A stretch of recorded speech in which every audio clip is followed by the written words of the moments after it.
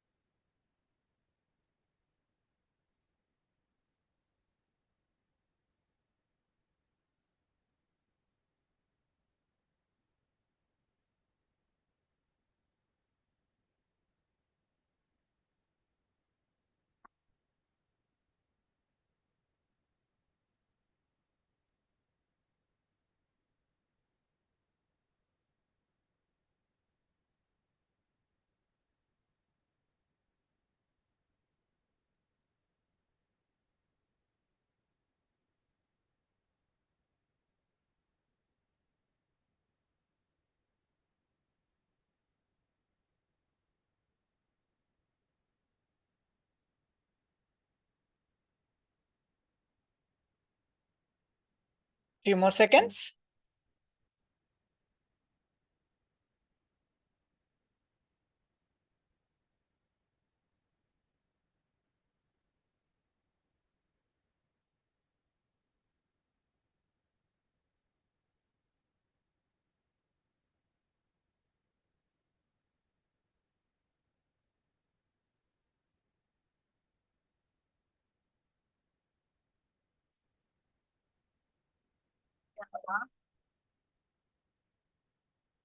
Ma join అయినారా?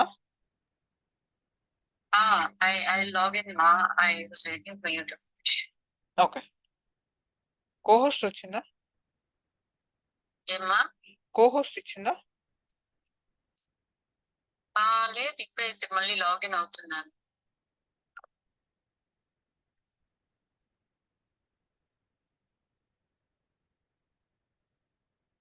Yes, all of you have posted? Yes, so I'm projecting the picture now to see whatever I projected. Now let's see.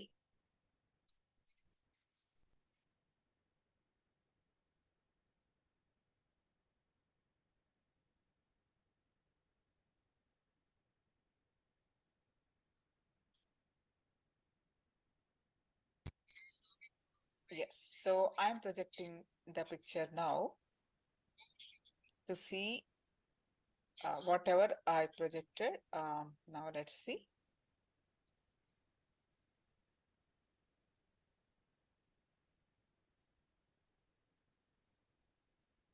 Eugene, multiple colors, that's perfect. Regarding colors are concerned. Yes, so I'm projecting white light and some multiple colors. That's perfect. And a lemon and tiny leaves, and see purple and green light. Yes, purple and green light, that's perfect. A bird and a type of plant. Eugene, perfect. Multiple colors, that's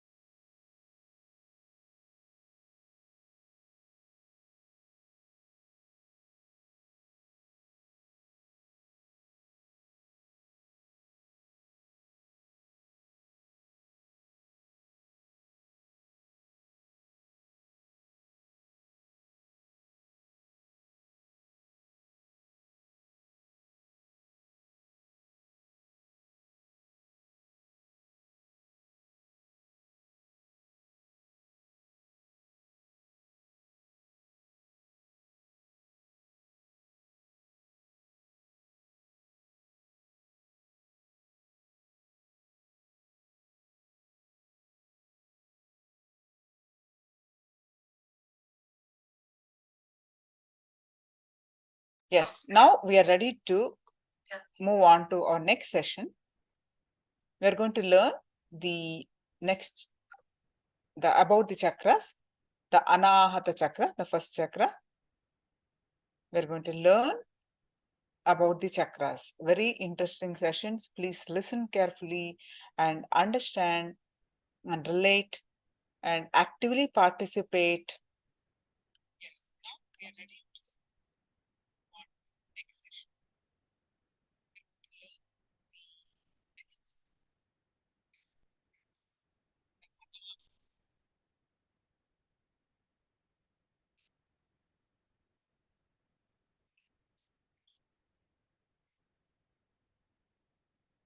If you have any questions in the first session, you please do let us know. Just a moment.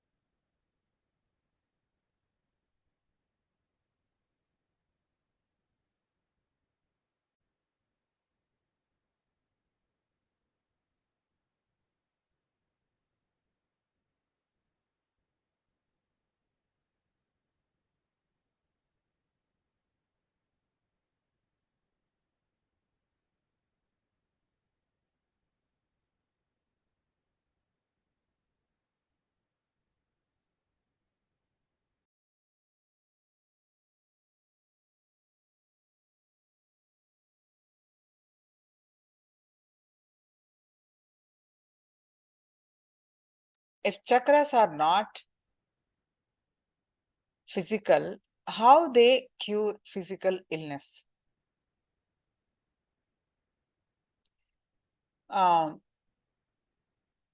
beautiful question. The chakras are the energy centers, they form along the spine, our upper body. When our physical body meet our pranic body and mental body, we exist not just the physical body. We have 5 layers. The first 3 layers meet at the 7 points, form the chakras. Okay, so one body affects the other. The thoughts affects the physical body. The breath affects the physical body and mental body. So we'll be learning in more detail about this in the upcoming sessions. Okay, Alvaro is a beautiful question, and we'll be answering this in more detail in our upcoming sessions.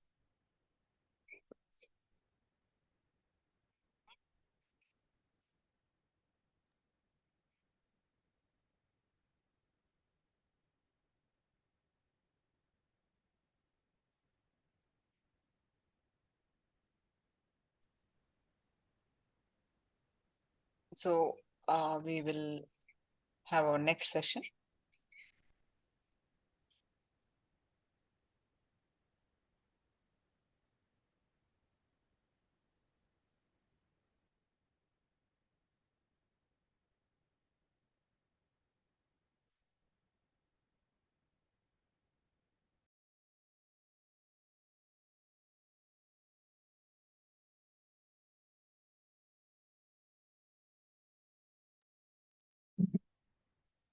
అంటే నేనేమంటున్నా పడుకునేది మార్చేస్తాను అంటే నేను bathroom మీరు ఇంట్లో కూర్చుంటే problem ఉండదు చూస్తాను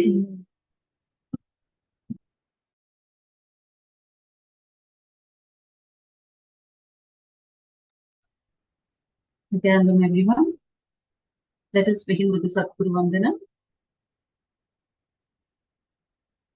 Please sit with your head, neck and spine in a straight line as we chant the Satguru Vandana. Om Nithyanandam Paramasukadam Kevalam Jnanamurtim Dvandvatitam Gagana Sadrusham Tattvamasyadilaksham Ekam Nityam Vimalamachalam Sarvadhi Sakshibhutam Bhavatitam Trigunarahitam Sadgurum Tam Namami. I welcome you all with my love and respects. So now let's enter into the session. In this session, we will be learning about the Anahata Chakra, how it functions, what happens when the Anahata Chakra flowers, and what happens when it is blocked. So what are the diseases that can manifest in our bodies when this particular chakra gets blocked? Let's learn more about this particular chakra, the Anahata Chakra, in this session.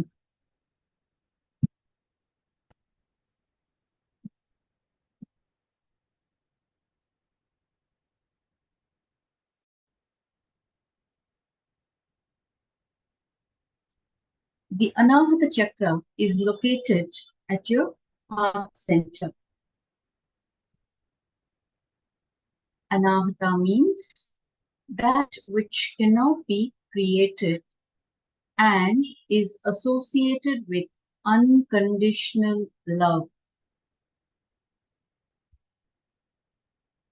The Anahata Chakra is blocked by attention need. When there is a constant need for attention and approval of others, our Anahata Chakra is blocked. We will constantly be craving for attention from others when we are not authentic about ourselves. The Anahata Chakra flowers when we express selfless love without expecting anything in return.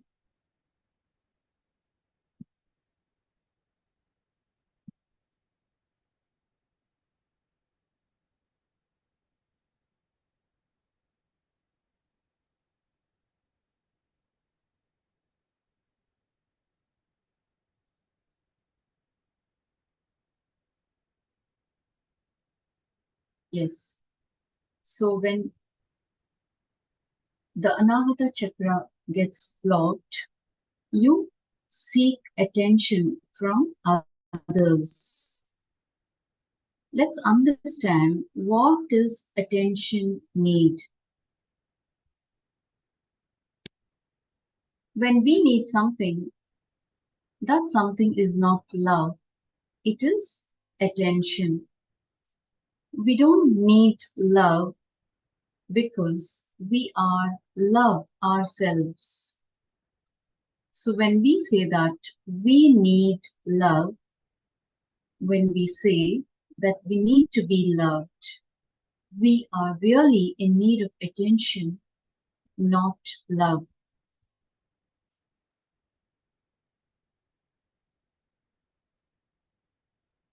So generally, what do we do in our lives? We collect certificates or signatures from our parents, friends.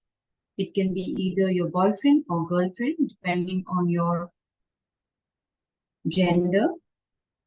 You also collect certificates from your teachers and whatnot. You arrange all these certificates and build a castle to form your self-image. The image will look beautiful and we will feel happy. But if even one person withdraws their certificate, what happens? The entire castle collapses and you start feeling miserable about yourself. You feel depressed. Attention need is like our house of cards. If you see children, they build a castle out of playing cards. They will place the cards at a certain angle to each other and build several layers of such patterns in a pyramid shape. If you remove even one card from the castle, from anywhere, the whole castle will collapse.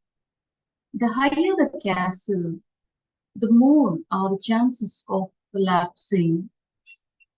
Just like this, we build our own self-image like a castle out of people's opinions of us. So first of all, let us understand that we are not the labels. We move around collecting all these labels, but we don't know that we are not the labels, but the stuff inside the parcel. When we are dependent on others for our happiness, we are giving them control of our life. Be your own source of energy and inspiration. Come to a clear understanding that real joy is not possible when you place your center on someone else. Whatever we do, whatever we think, we are subconsciously seeking approval from the people around us. If we are not seeking it openly, we are seeking the attention in some subtle way. We are very keen that we should earn a good name from everyone. So now we will do a short internalization. So you can pick up a paper and a pen, quickly write down what are the 5 ways you have built your own house of cards. Let's look in and identify in what ways we have built our own house of cards, and also explain what will happen if one person withdraws his or her certificate. For example, you are known as a very good spouse, or you think that you are a very good friend, or maybe a best employee. So you have built your own house of cards based on other people's opinion about you. So now, even if one person withdraws, they change their opinion about you. What happens? Let's look in and pen down quickly.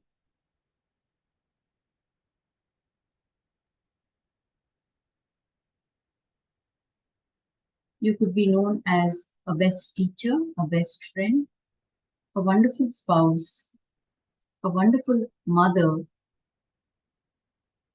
or a good friend. But even if one person withdraws that certificate or label or that identity, what will happen? Please look in and pen down.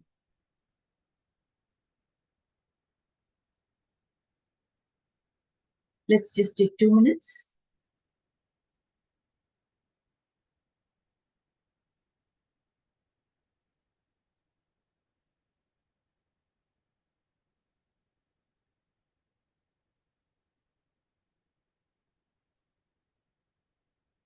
This internalization exercise is to understand how we are dependent upon others' opinions about us.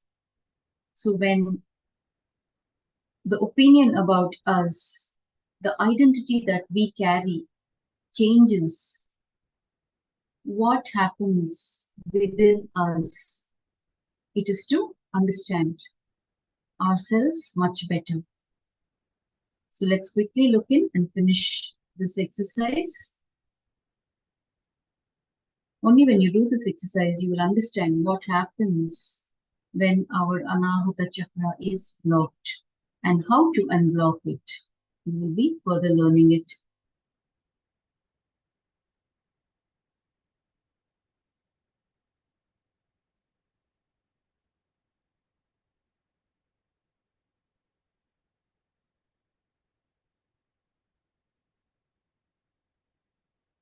Okay. So you can continue to do this exercise after the session. In the interest of time, we will now be moving on.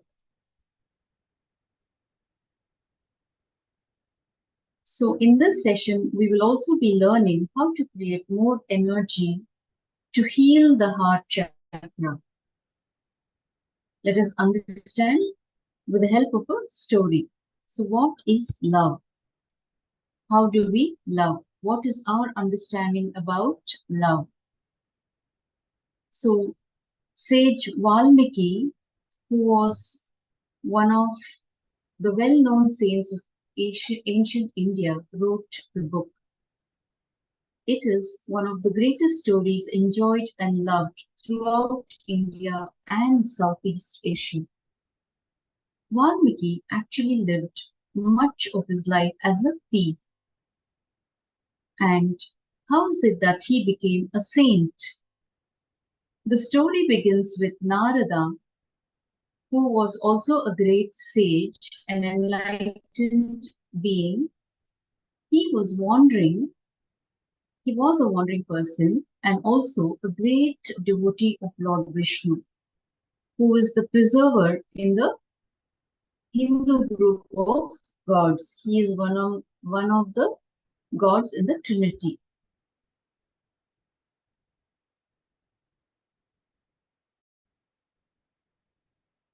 So sage Narada crisscrossed the skies, chanting the name Narayana, one of the names of Vishnu. Once, Narada crossed Valmiki's path when Valmiki was a thief. Valmiki stopped the sage and demanded money. Narada said he had no money, and Valmiki became furious. He threatened Narada, I will kill you if you don't give me something valuable. Now, sage Narada had nothing except the simple clothes that he wore and the single string instrument that he strummed as he sang the praises of Lord Vishnu. Narada finally said,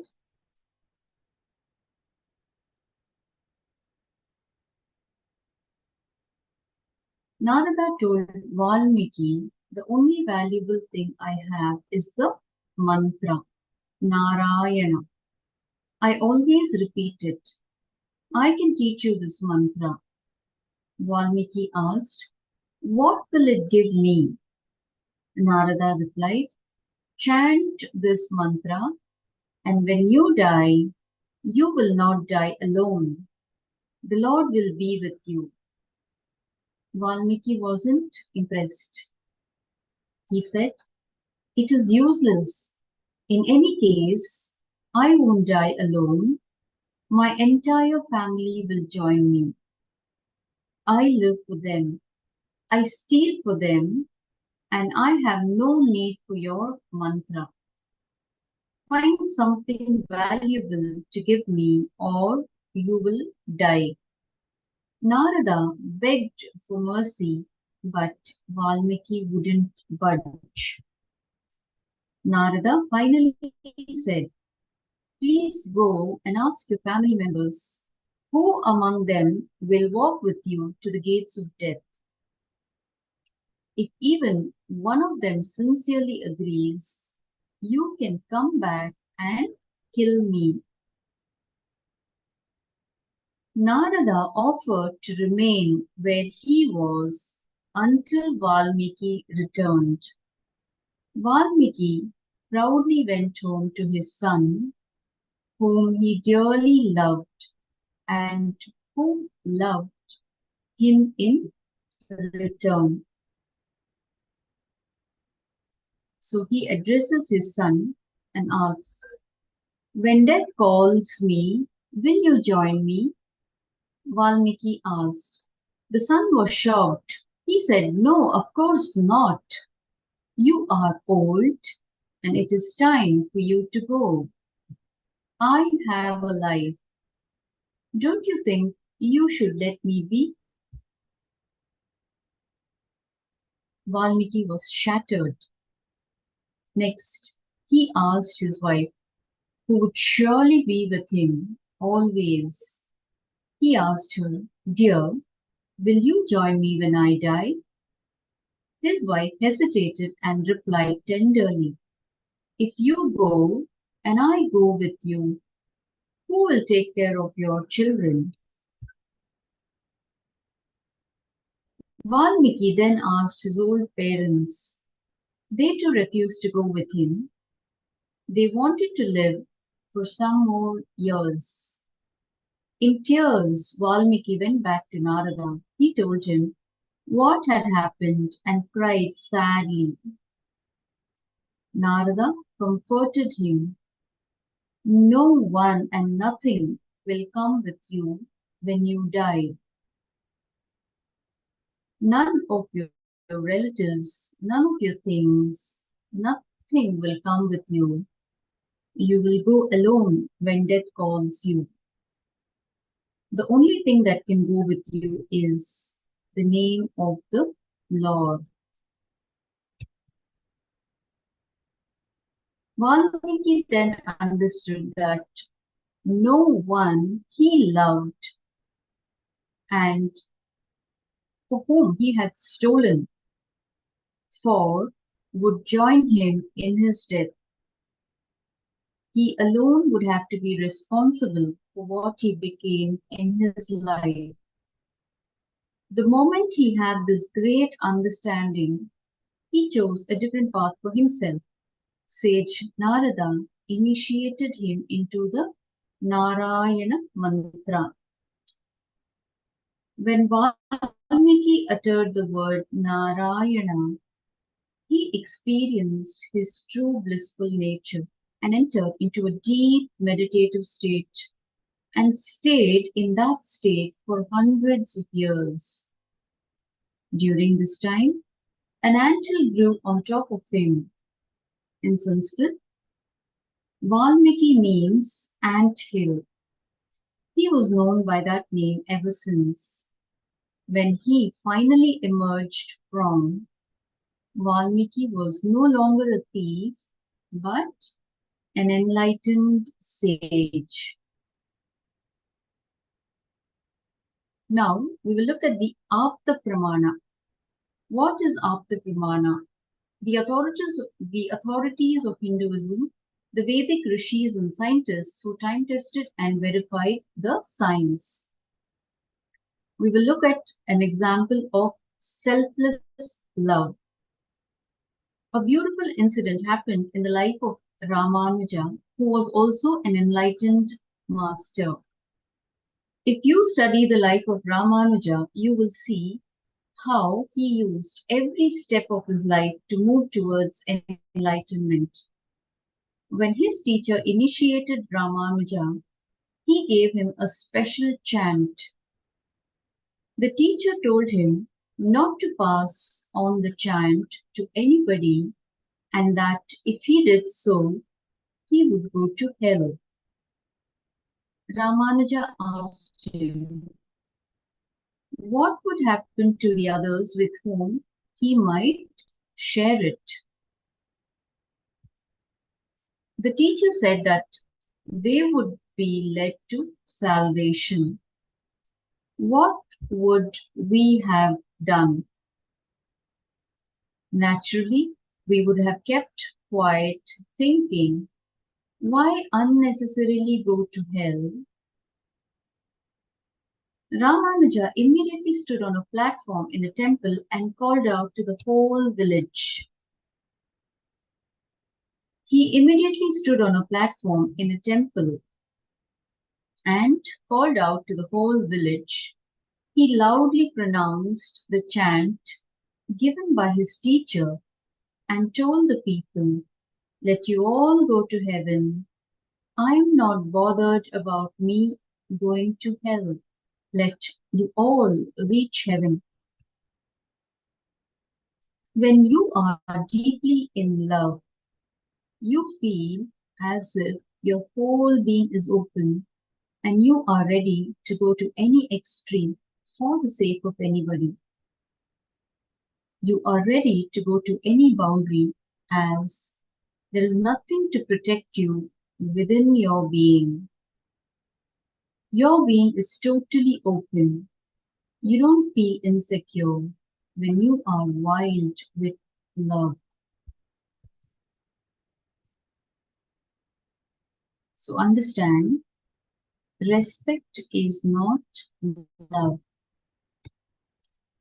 We will also look at another example to understand what is attention seeking. A lady once went shopping with her husband because she wanted to buy a coat for herself. They visited many shops, but she could not find what she wanted. The husband became tired. He asked, dear, do you know the exact kind of coat you want to buy? The wife replied, of course, I am looking for a drop-dead coat. The husband could not understand what she meant. He asked, what is a drop-dead coat, dear? She replied, when people see it, they will drop dead. All the time we are looking to see how we can collect certificates from people. Every action of ours is unconsciously related to what people will say to it and how people will react to it.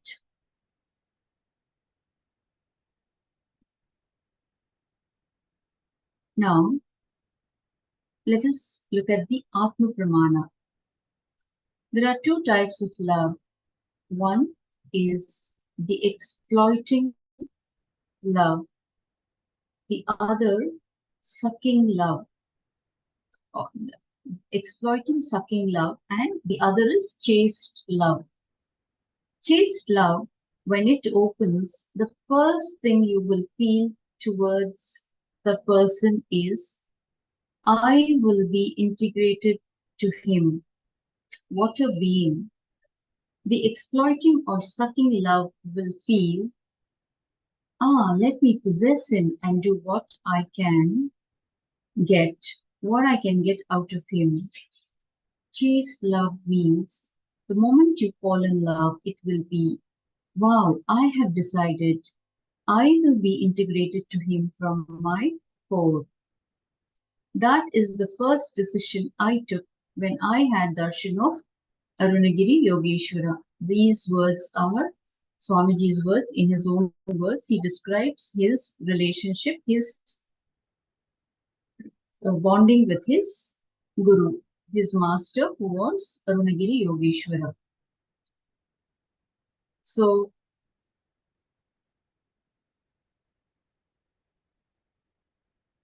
in Swamiji's own words again, wow, of course, I did not measure or understand him. I knew that he was something that is more than what I expected as possibility, or whatever I knew as possibility. The moment I understood that, the first thing that came to me was, I will be integrated to him. Integrity is nothing but falling in love with the higher personality in you, the higher side of you, with the higher possibility of you. I saw Arunagiri Yogeshwara as my higher possibility, my higher personality. When I fell in love with him, when I decided to be integrated to him, it just became a flowering of me.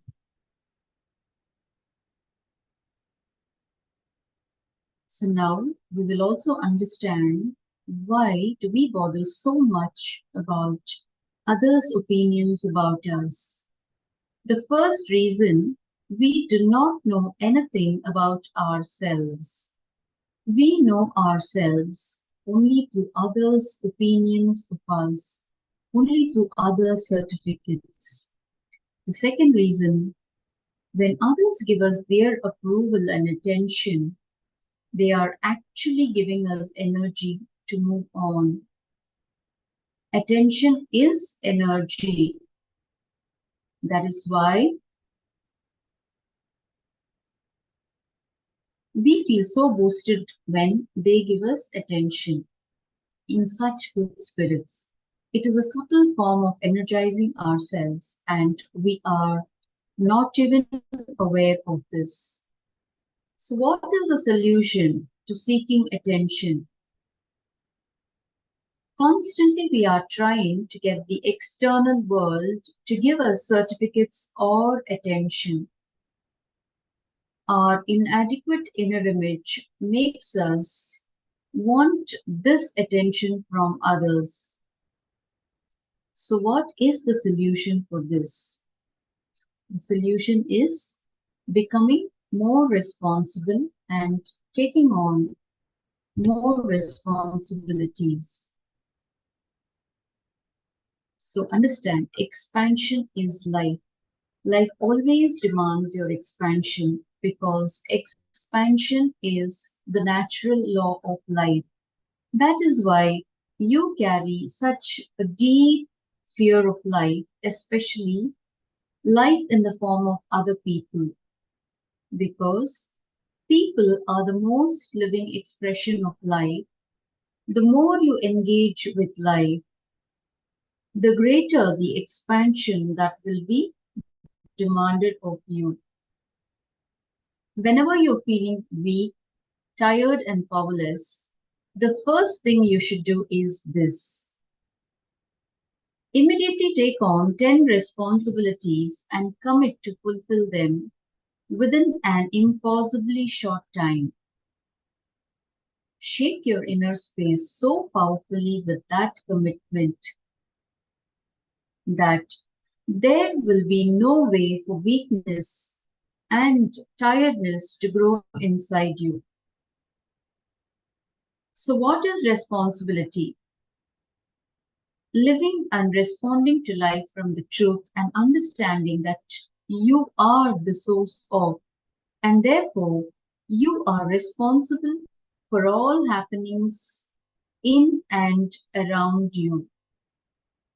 This understanding gives you tremendous control over your own life, makes you a leader, and gives you the power to be a positive influence in the life of others. So, what is the difference between reason and responsibility? When we hear about taking responsibility for everything, the biggest question we have in our minds is, how can I be responsible for everything happening around me? I understand that I can be held responsible for what is happening inside me. But how can I be held responsible for what is happening outside me? For example, if an accident happens in my life, how can I be responsible?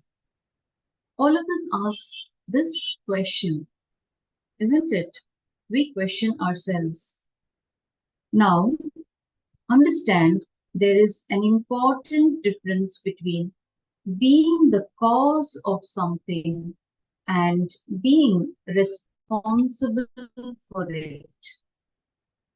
Sometimes you may not be the reason for a certain happening, but if it is affecting your life, you are responsible for that happening. For example, you may not be the cause of political corruption in your country, but as a citizen of the country, you are responsible for it. You need to know that unless you take responsibility, you are neither going to improve the situation, nor are you going to expand your inner space. Responsibility is a power. So this can be a new understanding for most of us, that responsibility is a power. So most of us think that responsibility is burden, it is additional work. But here, Swamiji gives you the exact understanding of what is responsibility. Responsibility directly leads you to leadership consciousness. As long as you feel responsible only for your family, you remain as the head of just your family. When you feel responsible for the community, you become a leader of the community. As your feeling of responsibility expands, your leadership quality also expands. The decision to feel responsible for the whole cosmos is enlightenment. Feeling responsible for the whole and declaring to live by your feeling is responsible declaration, known in Hindu spiritual practice as Nithyananda. Responsible declaration unlocks the power of feeling in you.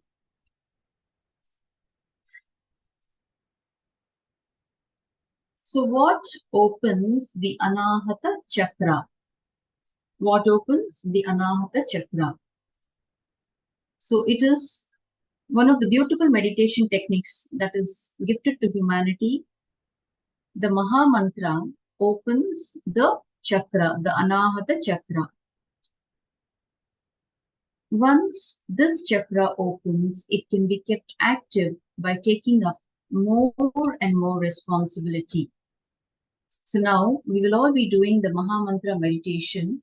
So let us understand what it can do to your system. Mahamantra makes your mind sthira. Sthira means firm or stable. The mind is always oscillating between thoughts. This meditation makes your mind still and takes you into the zone of no mind. It is like a jumping board to enter into infinity. There are certain do's and don'ts to do this meditation.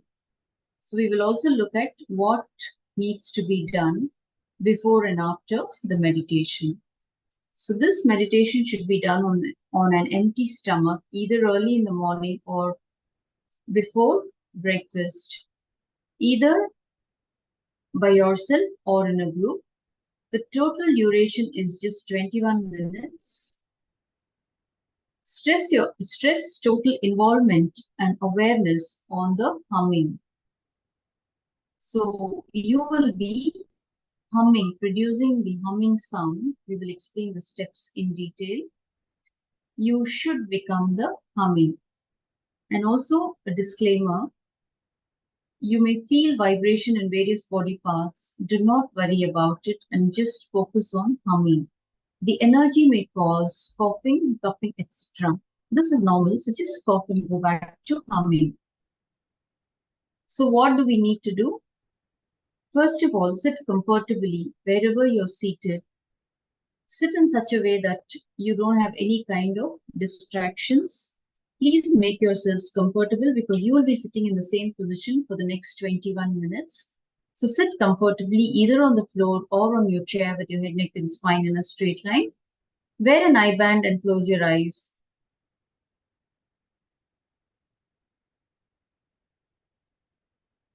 So first thing what we will be doing is we will be sitting in a comfortable position. So if you have had food about 2 hours ago, you can do this meditation. If you have had food 2 hours before you join the session, you can still do this meditation because you can either do this in the morning on an empty stomach or 2 hours after consuming food. Now relax and close your eyes. So once you close your eyes, you will still see forms and images behind the eyelids.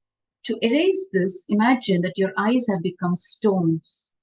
Lock them mentally without physical effort. Then the images will die.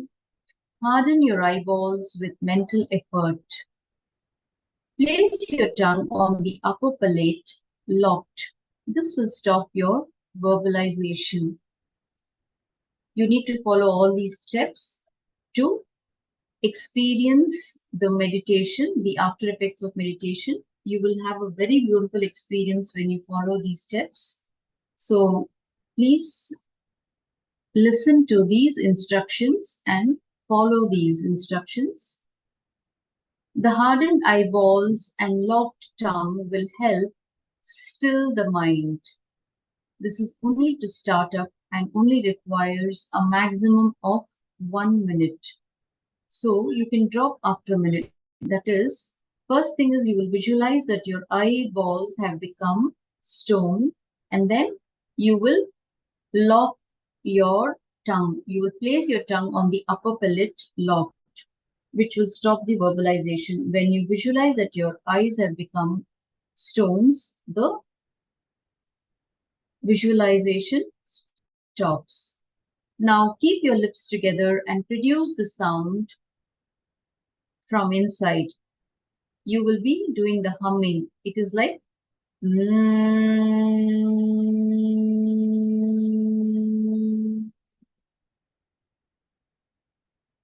So you will produce this sound as loudly as possible, as deeply as possible, and as lengthy as possible. Humming should start from your navel and be as deep as possible. So do not make any effort to take in deep breaths. The body itself will take breaths when needed. Do not become tense. Just do it in a playful mood. So there are two parts to this meditation. The first part is the humming, where you will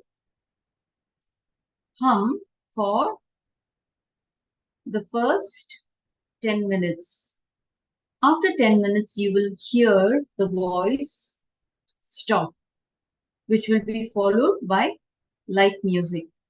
So after 10 minutes, you will just sit with a smiling and blissful space and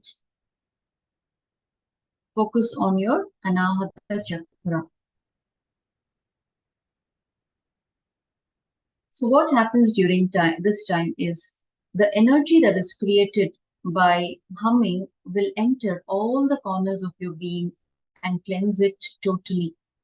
So if any thought comes, allow it to come. Simply watch your mind and do not resist any thought. Thoughts will definitely rise, so just watch them, witness them, and ignore them. Do not follow them and create more thoughts. Do not try to suppress them, it will not work. Thoughts are like ripples created in a pool of water. You cannot stop the ripples by putting your hand on the water. It will only create more ripples. All you need to do is to stop throwing more stones in the water and just watch. So now we will be playing the music. Sit comfortably. Hope all of you have followed the instructions. If you have any doubts, any clarifications, you can mention here in the chat. Close your eyes. If you have an eye band, please tie your eye bands. The best posture would be the Vajrasana, that is sitting on your knees. If you're not able to sit in Vajrasana, please sit comfortably on a chair. Let's begin.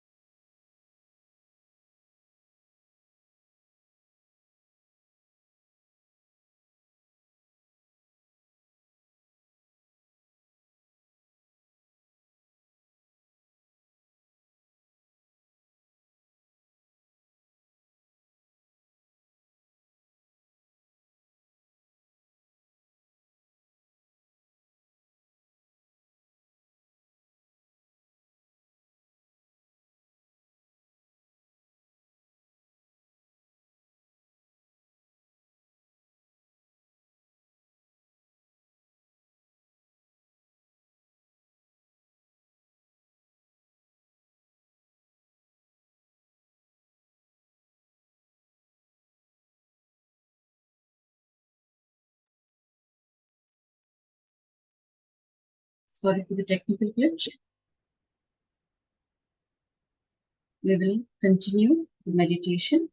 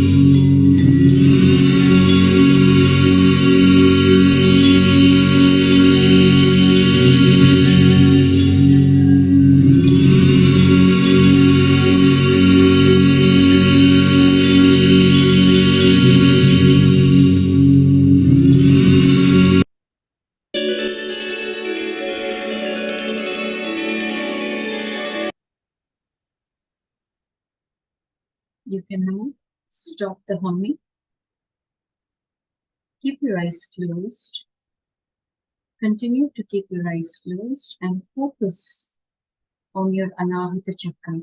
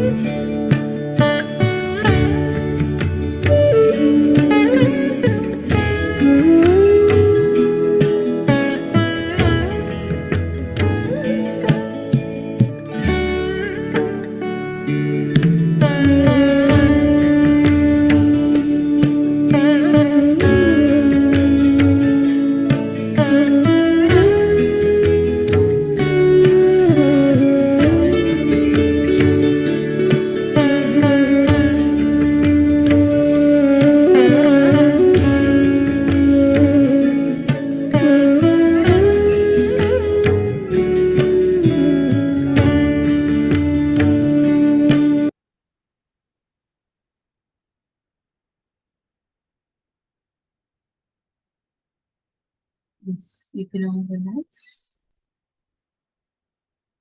and open your eyes very slowly. Please open your eyes.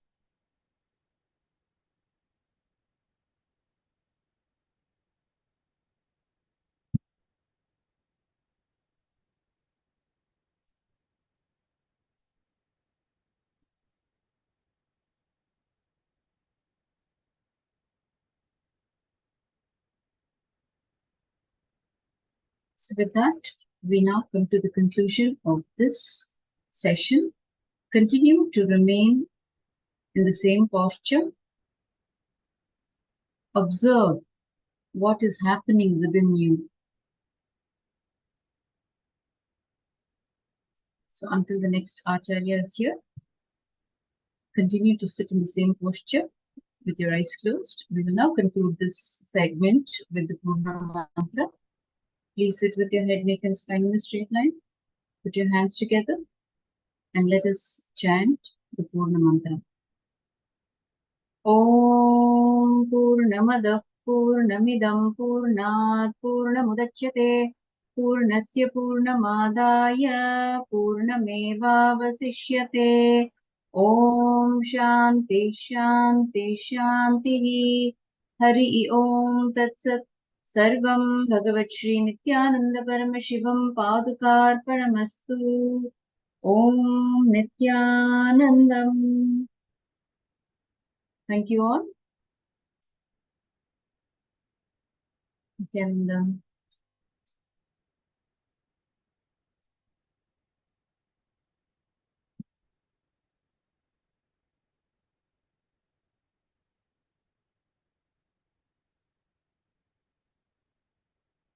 Yes, you can all continue to sit in the same meditative space.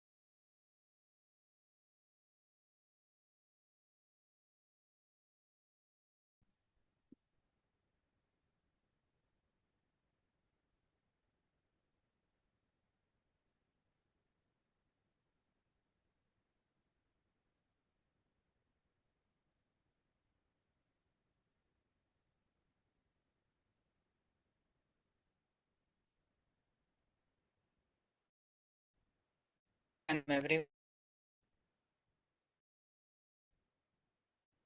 now we are going to do the power manifestation of one more round. So please go ahead and post your powerful cognitions from Living Enlightenment book.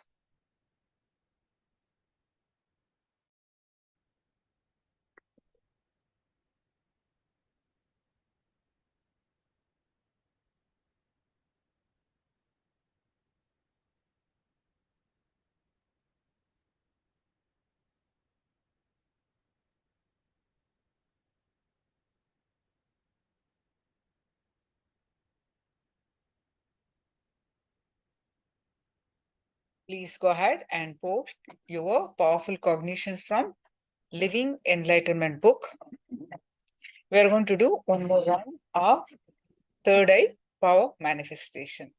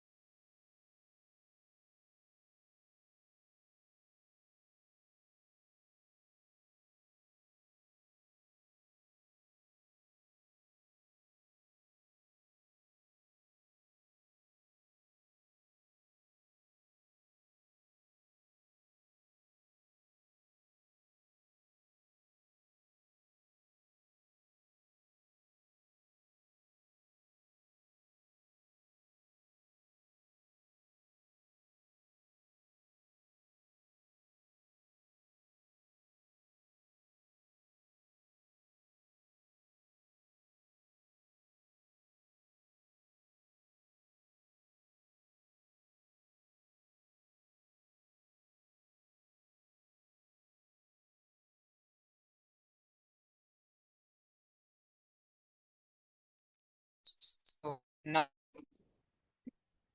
please sit straight and close your eyes. Tie your eyes with eye band. Please sit straight. Tie your eyes with eye band.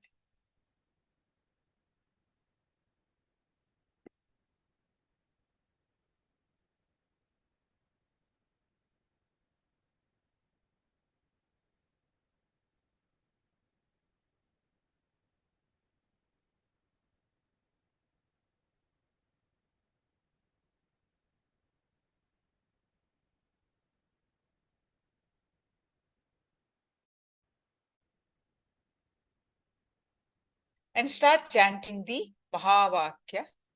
Om Nithyananda Paramashivoham.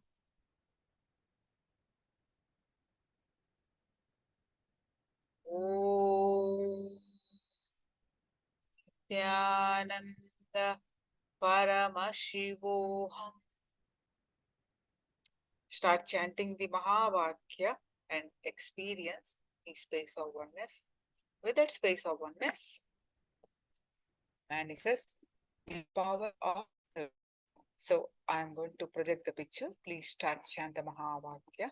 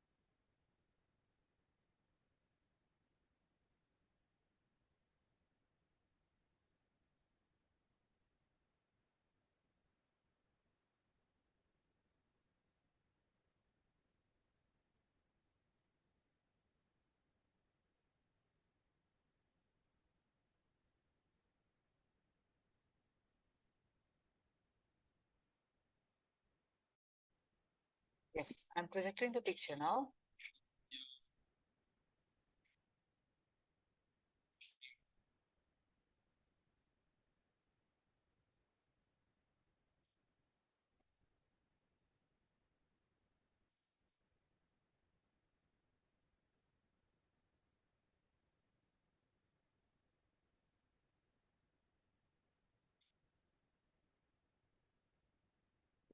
Please scan through your third eye and manifest the power of third eye.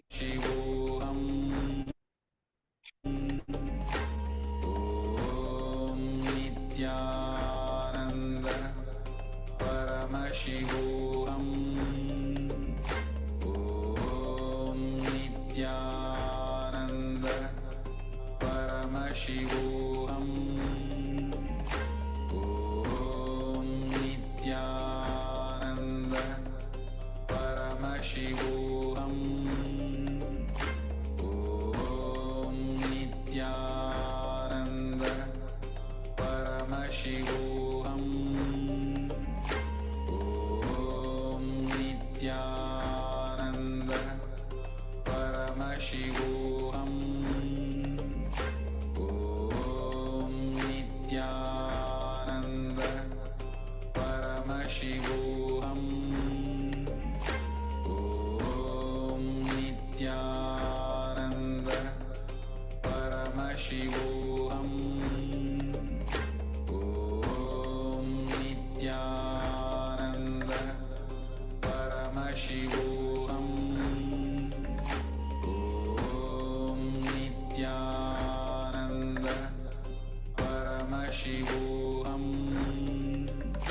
Om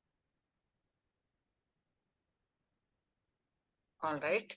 So now we are going to learn more about Anahata Chakra. So please stay tuned and let's listen from Swamiji's own voice.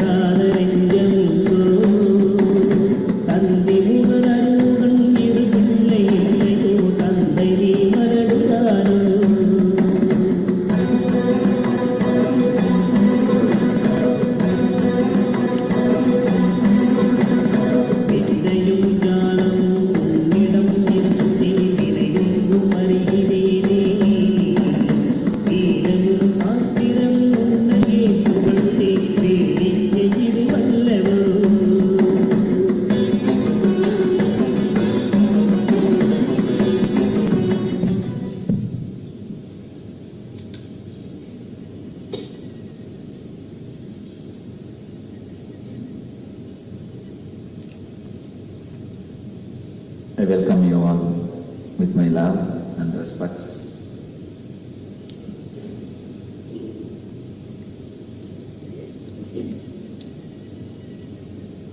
It's nice to be here again in Malaysia.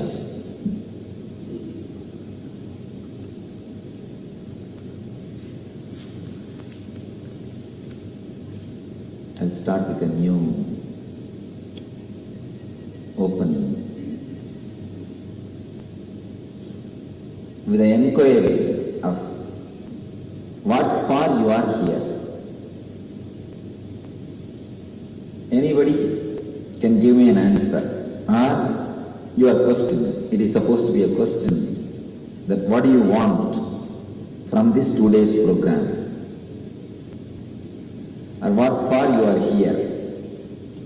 What's really you are expecting or looking for. Now let's do the summary. Some says, I want physical healing. Some says, I want mental understanding. Some says, I want to improve my life. Some says, I want moksha. All of us want so many of these things. What for? What for we want physical health? What for we want to progress in our mental understanding? What for we want knowledge? Knowledge by itself is not a big thing. Knowledge is necessary for some purpose. Knowledge by itself is nothing but a load. It's no use.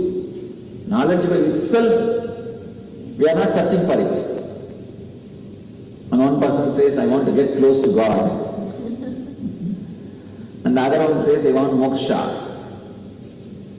By all these words in your mind, with all these sankalpas in your mind, really what you are searching, please analyze. Let's take a few minutes to analyze what is the goal of our life. We have these big words, moksha, getting close to God, improving my life, spiritual progress. I want to attain knowledge. These are the words which you all spoke. What do you really mean by that word? What do you really understand by that word? Let us analyze.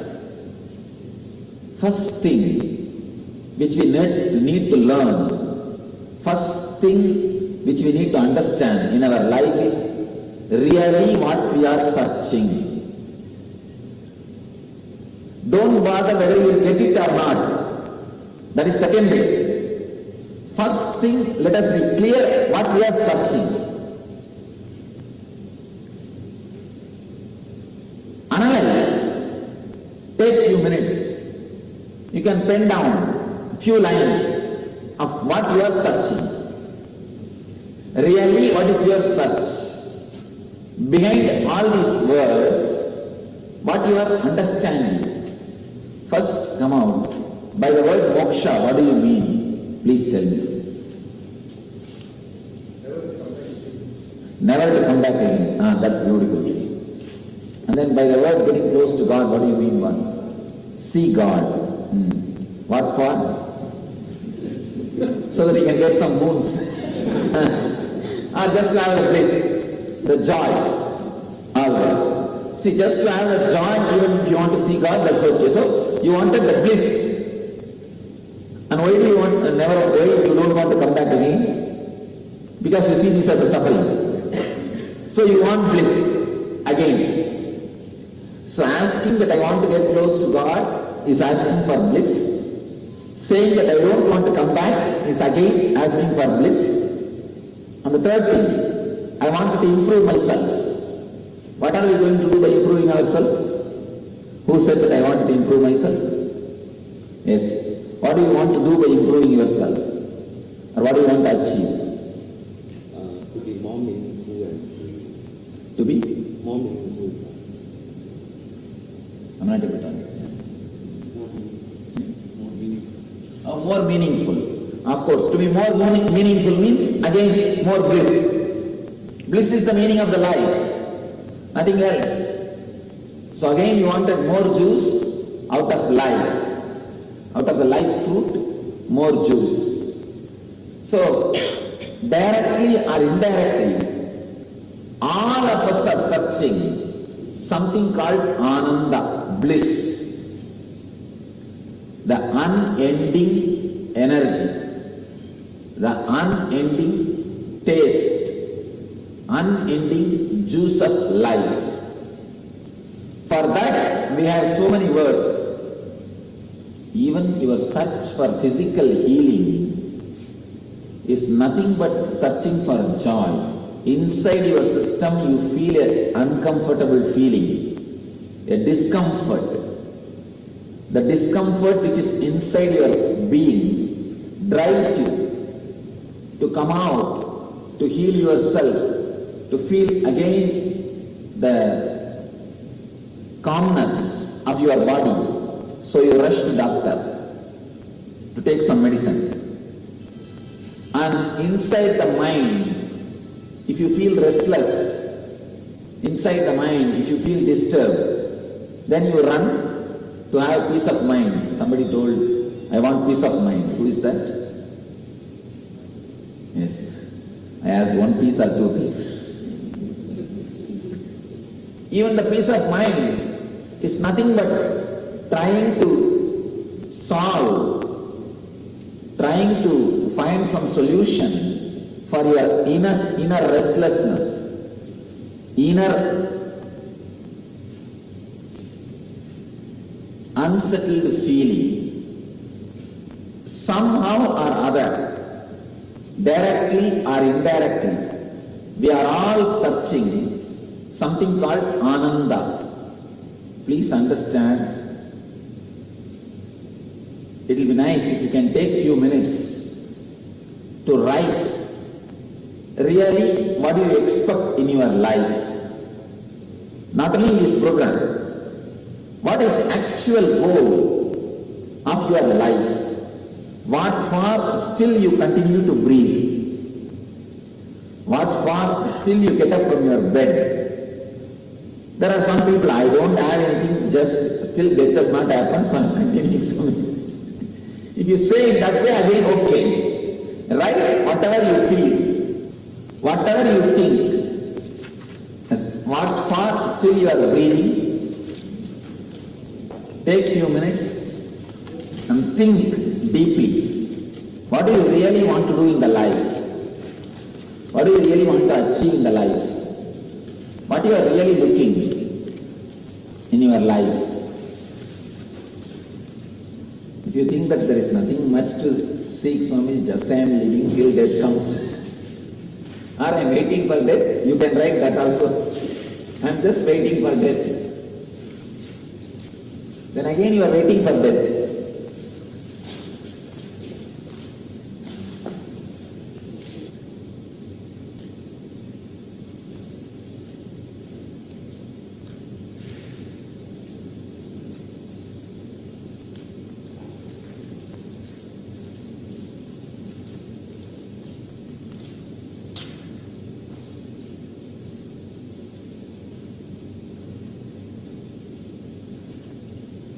Somebody is copying the next person's paper. Please be very clear. You write what you want, what really you want in the life. And one more thing, it is going to be with you. I am not going to read, or you are not going to read it to somebody else. It is actually you searching your own self. See, continuously you give time for others. You think about others, you spend time with others, but you never think about yourself. You never spend time with yourself. You never give time to contemplate about yourself. Here I am creating time and space for you to look into yourself, for you to search yourself. All I am trying to do is, I am giving a space in which you can search yourself, you can seek yourself. The first step is start seeking. What do you really want? Try to pen down at least some 10 statements. What all you think is the essence of your life? What all you think as essence of your life, or what you are really searching for?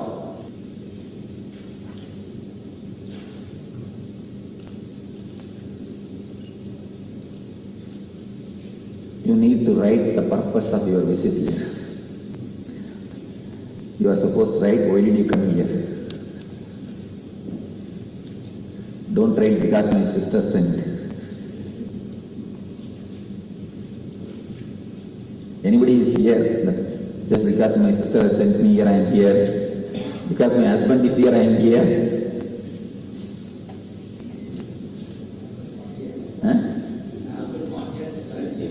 That is okay. See, that is okay.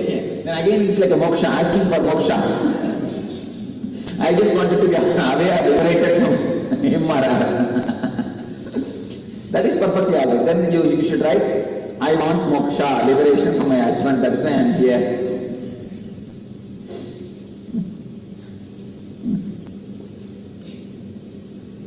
If you are here because your husband is not here, it's okay. But don't be here because your husband is here.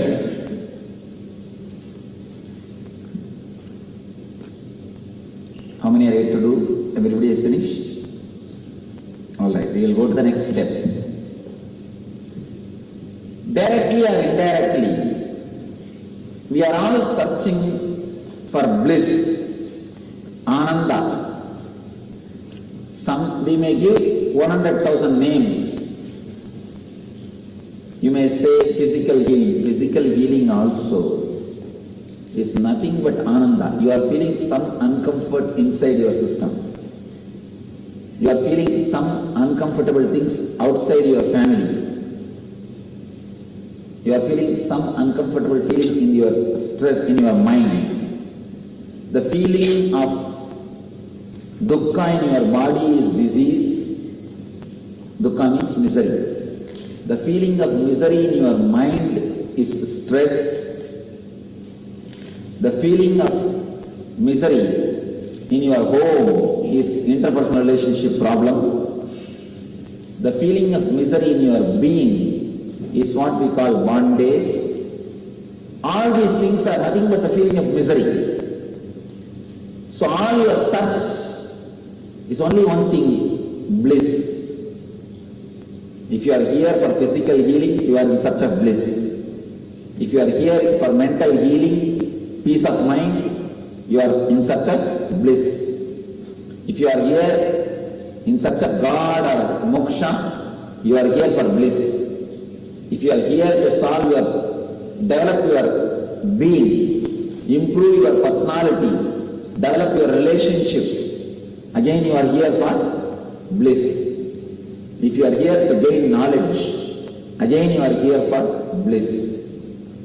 Whatever is your purpose, directly or indirectly, it is related to bliss. You are in search of ananda.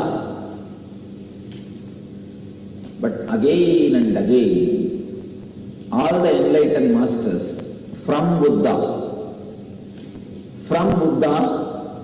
all the enlightened masters again and again point towards yourself. Bliss is within you. Bliss is continuously happening in you. Your very life is bliss. Ananda Spurana. Spurana means, this is the program's name. This program is called as Ananda Spurana. Spurana means life. The very living energy. Ananda Spurana means life bliss. Your very life is bliss. Your very living energy is bliss. The next question comes. We are not feeling that way, Swamiji. We feel life is only misery. Life is only suffering. At the most, we can feel that it is bearable suffering. That's all. But we don't feel life is bliss. Why? Where is the gap? How such a big gap arose between you and Master's words? Surely Masters are not liars. There is no need for them to lie that your life is bliss. Already you are in bliss. But according to our experience, it is only suffering. Life is suffering. One says, Masters say life is bliss, but your experience is life is suffering. Why the gap? Where you are missing? What is the missing link? These 2 days we are going to do only one work. We will try to find the missing link and connect it. All we are trying to find is the missing link and connect it. The missing link has to be discovered. Somewhere we are blocking, we are stopping the bliss happening to us. How we stop? How can we stop the stopping process? Is the whole thing we need to understand. How we can stop and stop the process of stopping. That is the whole thing need to be understood, which we need to understand. Here I am trying to introduce about the 7 chakras. These are 7 energy points which is in your body, which is energy centers, which stores tremendous amount of energy. Bliss in you. The amount of energy contained in these chakras, a huge energy is stored. A tremendous amount of energy is stored in these energy centers. If you can unlock them, bring them to day-to-day life, you will be able to experience what I call bliss.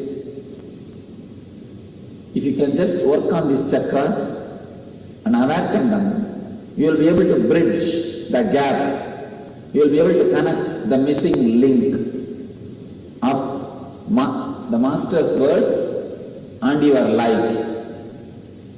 In every energy center, continuously the bliss is happening. But you stop the bliss in every energy center, you block it. These energy centers are directly related to some emotions. Each and every center is related to particular emotion.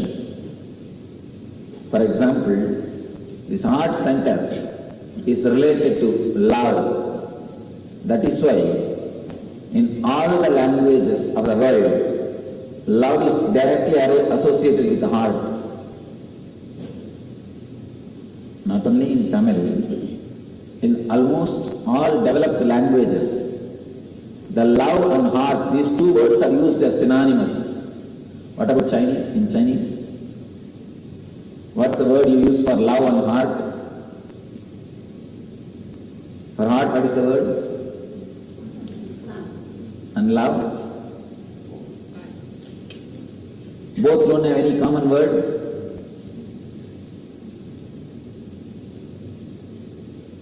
Anybody knows? Or do they use both words to mean the same thing? Do they use, say for example in English, we ask, don't you have heart? It means we say, don't you have love? We mean. In Chinese, do they use the words as synonymous? Heart and love is used as synonymous in any expression. Loves come from the heart. Loves come from the heart. Now what I am saying, in Chinese language, do they use these words as synonymous? Love and heart. Yes. That's nice. In all the languages, I also verified at least in 50 languages, we use the love and heart as synonymous. Why? There is some deeper connection between love and heart. And there is a next thing. Worry is always related to navel center. That is why whenever you hear any shocking news, the first blow will be for your stomach.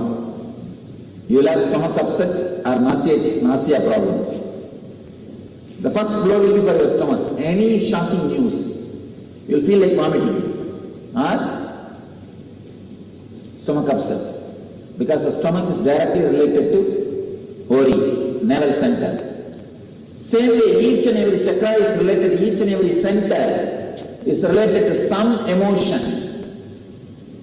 If you know how to use that emotion, you will awaken that center, use that energy. If you use that emotion, you will use that chakra, you will use that center. If you abuse that emotion, you will abuse that center. Using the chakra and using the emotion is one and the same. Abusing the emotion is equivalent to abusing the chakra. When you don't use this center, when you abuse these centers, that energy creates disease in you. We need to understand, any energy if you abuse, it will kick you back. Even an ant, try to put your finger, it will turn, try to do something. Whatever it can do, it will do. At least a small pinch or bite. It will try its best to resist. Whenever you abuse, the energy naturally tries to take revenge. Same way, each and every chakra is a powerful energy center. They are not only just energy, they are energy with intelligence. They are power with intelligence. They are not just force. Understand? Force is different. The power is different. Power is force with intelligence is power. Power without intelligence is force. So it is force with intelligence. When you don't use, when you abuse them, they also create enough trouble for you. Physical disease, mental disease, all these things are because you abuse these chakras. So the first thing we need to do to achieve the bliss is to use these chakras properly. As I was telling you, heart is directly related to love. Let's analyze what is love. We'll work on the first chakra. Let's analyze what is love. What is your understanding by the word love? Sound. For example, It's like sound. no, for example, when somebody says, I love you, when somebody says that they love you, how you think that they love you? You say to somebody, to your kids, or to your husband, or to your parents, family, that you love them. What do you mean by that word? What do you try to convey by that word? Something from the heart, a love from the heart. All right. Then,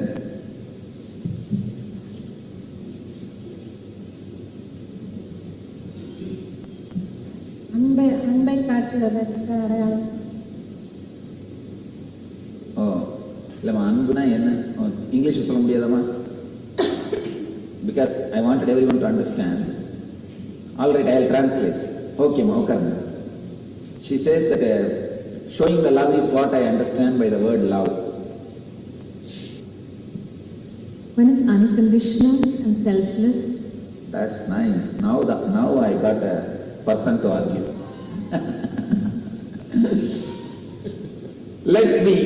Let's start unconditional. What do you mean by the word unconditional? So we take your good and bad, all your qualities and accept it. Are you able to do that? With my spouse, yes. Really? Where is your spouse? Who is the No, person? sure. That is the idea.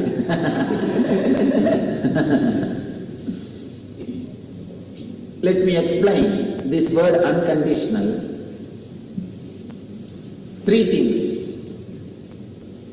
First thing I want you to know, all our love is conditional. Either we expect monetary benefit or we expect the psychological support, means that moral support, feeling of family, which gives you the strength, mental strength, or a good certificate, a name, good name. Without these 3 things, I don't think our energy flows towards anybody. Can you say, now with this 3 scale, after analyzing your love with this 3 scale, you are showering love, you are radiating love without even these 3 reasons? Difficult. That's right. You are honest. A good feeling about someone or something. Good feeling about someone. Okay. That's acceptable. Say I would stand by you. Oh, that's safe, very. I'll stand by with you is a very safe answer. Yes. All right, thank you.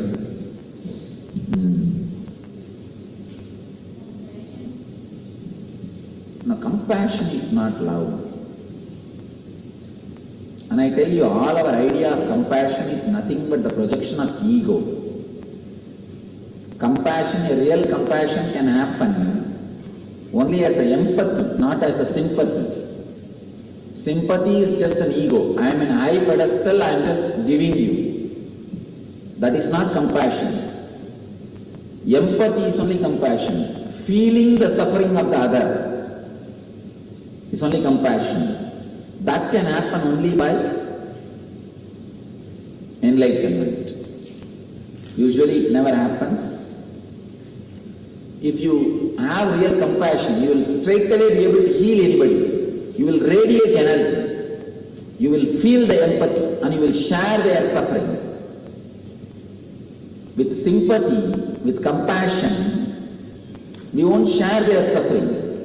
We just sometimes, not sometimes, many times, we feel good about others' suffering. Honestly do a check with yourself. When somebody suffers, what do you really feel? You really feel inside, let him suffer. Or at least you feel, oh, I am not suffering. Oh God, at least I am saved. If you hear a news about London terror, or if you hear a news about American tornado Dennis, if you hear a news about Indian tsunami or Indonesia tsunami, first thing what do you think? Oh, I am not suffering.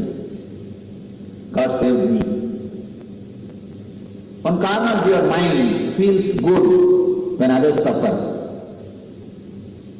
Understand, compassion is not as compassionate as you think.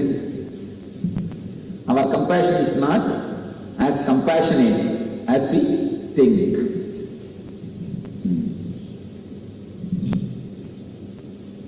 Yes, please answer. Say what you want to say. Public, they want to stand together, or gather together. Love is very important. No, only sound, no words. நீங்க சொல்லுங்க, நான் என்ன சொல்றாரு? Says to be the public to stay together, you need love. That's what it is. To stay together, the love is needed. Not only it is needed, it's a basic base. Without that, how will you stay together? Of course, what he says is right. No, it is needed, I know. But what I am asking, what is it?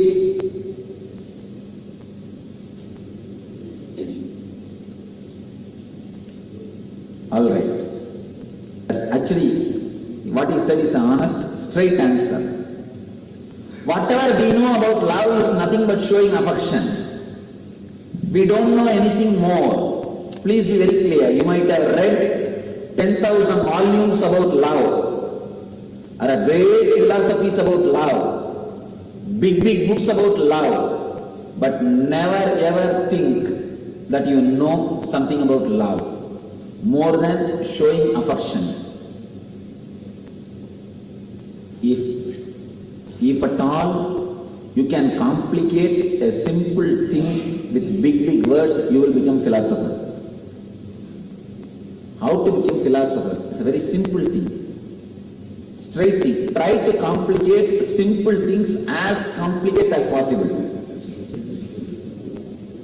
Take a simple thing and complicate it as much as possible with a big words, with a big stories, with big adjectives. Use all possible big words and do an intellectual gymnasium. Supply brain candy and make huge theories out of that simple concept. You can become philosopher. Nothing else. That's all. He has put the whole thing in a very simple form. Showing affection. Whatever we know as love is nothing but showing affection or giving your attention. Giving your attention. If somebody gives their attention to you, you say that they love you. If you give your attention to somebody, you say that you love them. That's all. Nothing more. If you find that person is not giving his attention nowadays as he used to give, you say, early time he used to love me, now he doesn't care for me. You don't know anything else except showing attention.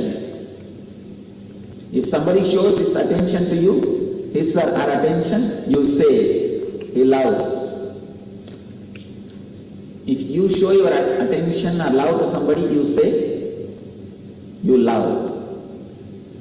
Whatever you understand by the word love is nothing but simple, pure attention. That's all. Money, all these things follow. That's next, next, next. When you give attention to somebody, naturally you try to give your wealth, you try to give some whatever you have. That follows, that is different. But the first thing is attention, showing affection. Why? Continuously we need attention. Analyze. Continuously we are asking attention from others. If you scan your life little bit, from morning till night you are continuously asking others attention. If you are a housewife, morning you get up, do breakfast, this, that, everything, cook. From morning till night you do so much of work. The end of the day, what do you really want? A good word from him, that's all. That's why when you serve, if he doesn't say anything, what do you think? You open your mouth and tell that food is nice. Will you lose something? We expect at least few words of attention, few words of encouragement. It's nothing but attention. Whole life you work, but if you scan and see what far you are running, in the end of the day, you want a certificate. Good wife, good husband, good son, good sister, good mother, good daughter. You want that certificate. Husband is waiting for wife's certificate. Wife is waiting for husband's certificate. Son is waiting for father's certificate. Father is waiting for son's certificate. Continuously, everybody is running behind other's certificate. Everybody is waiting for other's certificate. Everybody is begging for others' attention. He is standing in front of you with a big begging bowl and asking, please give me little attention. And you are standing in front of him and asking, please give me little attention. When both begging bowls hit each other, only sound comes. Nothing more happens. When both begging bowls hit each other, only sound comes. Nothing else happens. Understand, it is pure sound. Attention need is nothing but continuously trying to exploit other person. One more thing you need to understand. Attention is energy. If more persons give you attention, you feel more energetic. If the more persons want you, you feel you are wanted. Energetic. If more people give their attention to you, naturally you feel you are wanted. You are energetic. That is why these politicians, when they see a big crowd, you will see that they will give a wonderful speech. They will give you a great speech. They will give you all boons and all promises. The more the crowd, more the promises will be. Why? Because when they see the more crowd, they feel energetic. Continuously they are given attention. When you get the attention, you feel more energetic. You need to understand few basic things. Attention is energy. That is why you are continuously asking for it. If you can create energy in you, you will give to others. You will start giving attention. If you have excess energy, you will start giving attention. If you have low energy, you will be asking for attention. Attention and energy is one and the same. The person who is continuously energetic, alive, will never ask for attention. Will only continuously give attention. He will be attending others. He will be giving attention to others. Person who is in low mood will be continuously asking attention from others. Understand this one thing. Attention is energy. Attention is energy. Now, all we need to do is to increase our love or to give attention to others. You don't need to do anything. All you need to do is only one thing. Start creating more energy in you. If the moment you start creating energy in you, you will start radiate that energy. You will start showering your energy on others.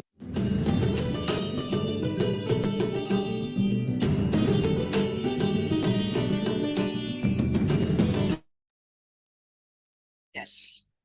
Nithyananda, everyone.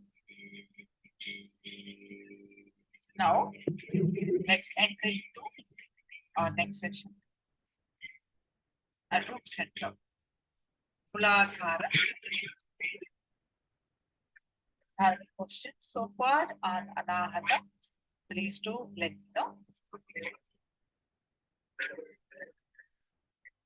Now we are going to learn the Muladhara chakra.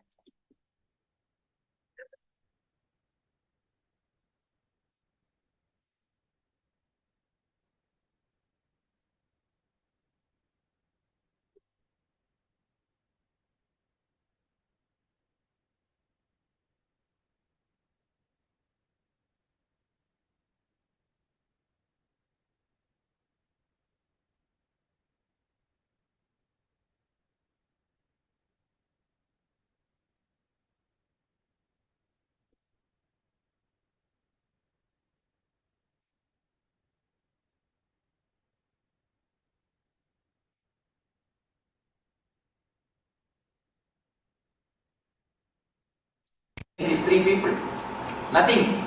The system is same, but the man is knowledge. Just like that. The system is given to us by God.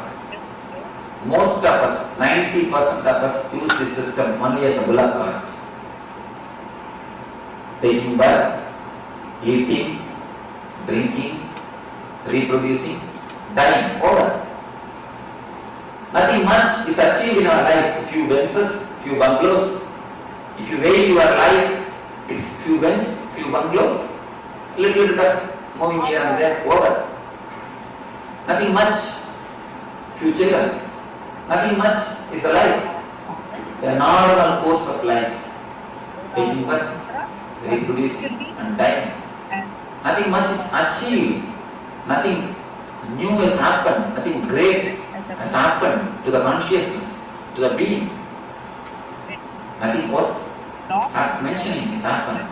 Somebody came and asked me, Swami, why in the cemeteries, in all the graveyard, it is called born and died. Born, such as the date, died, such as the date. Why?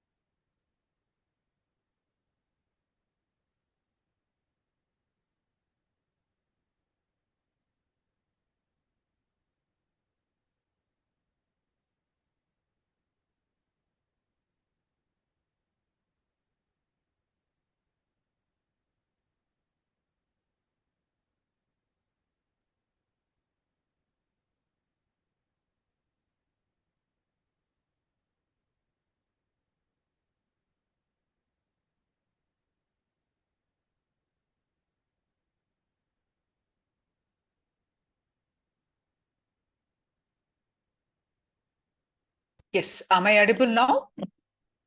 Nithyananda, am I audible now? Can you confirm?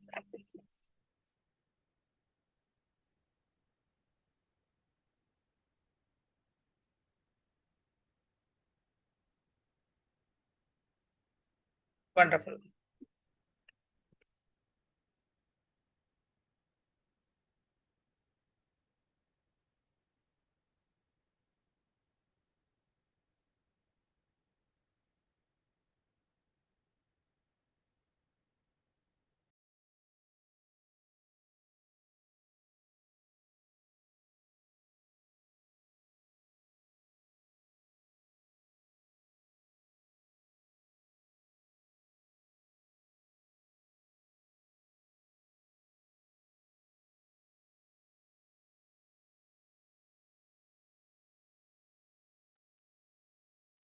Mula means root and Adhara means base.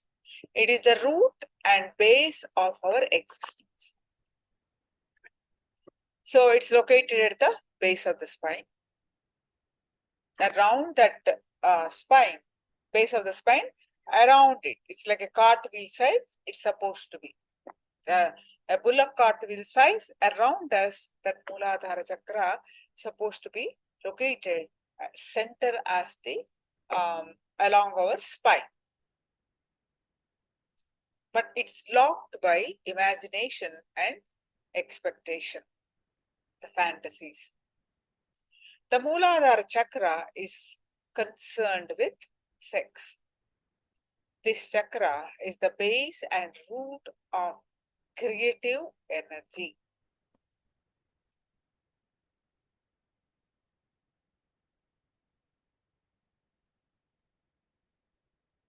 The Mooladhara chakra is concerned with lust. As we saw before, this chakra is the base and root of our creative energy. Now, I'm going to present some of the fundamental cognitions about this Mooladhara chakra.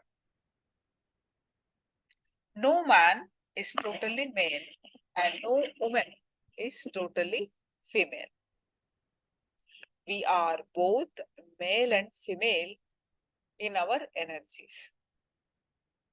That means we have both energies. In fact, each man is just 51% man and 49% woman. Similarly, each woman is 51% woman and 49% man.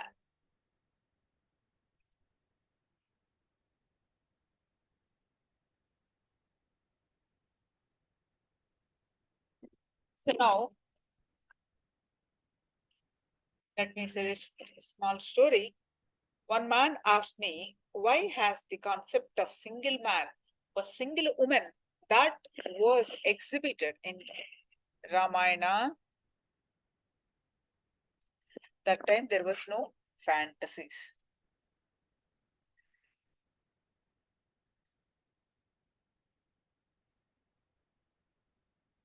How does this masculine and feminine energy get suppressed?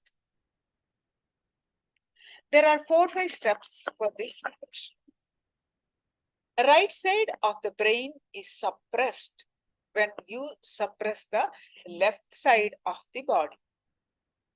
You suppress the feminine energy. We make a wound. Likewise, left side of the brain is suppressed when we suppress the right side of the body. Masculine energy is suppressed.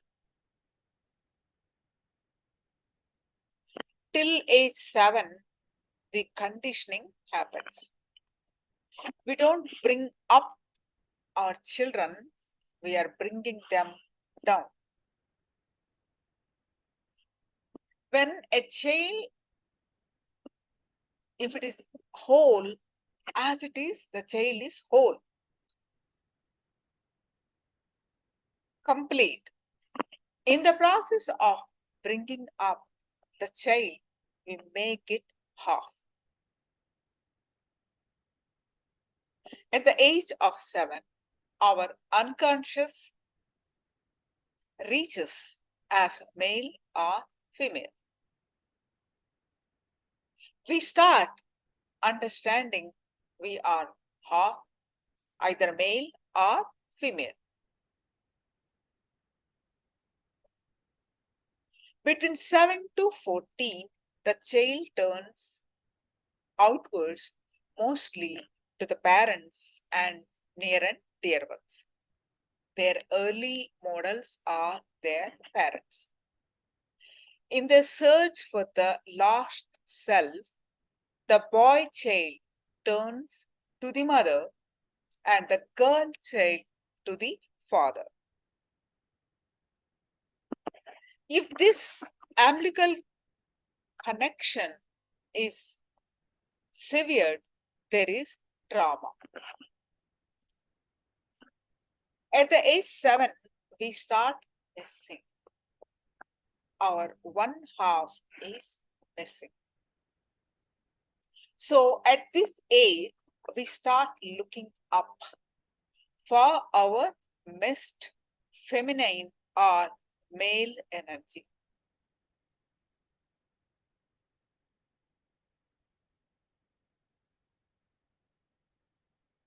From age 7 to 14, if we are a maid, we start attracted to our mother. If we are female, we are attracted to our father. This is where the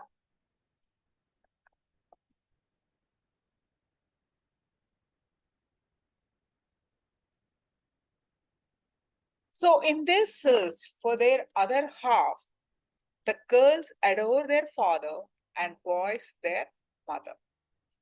At this age, the physical presence of father or mother heals the wounds of the root center. Only between 7 to 14, relationships happen.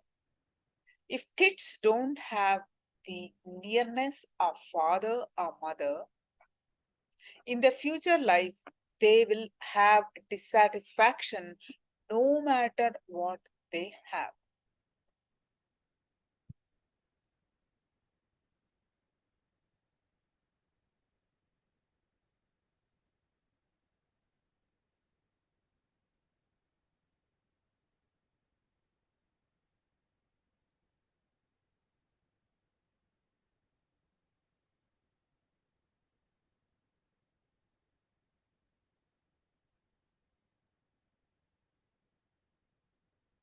If you send your child to a boarding school at this age, what you're asking for is an old age home later.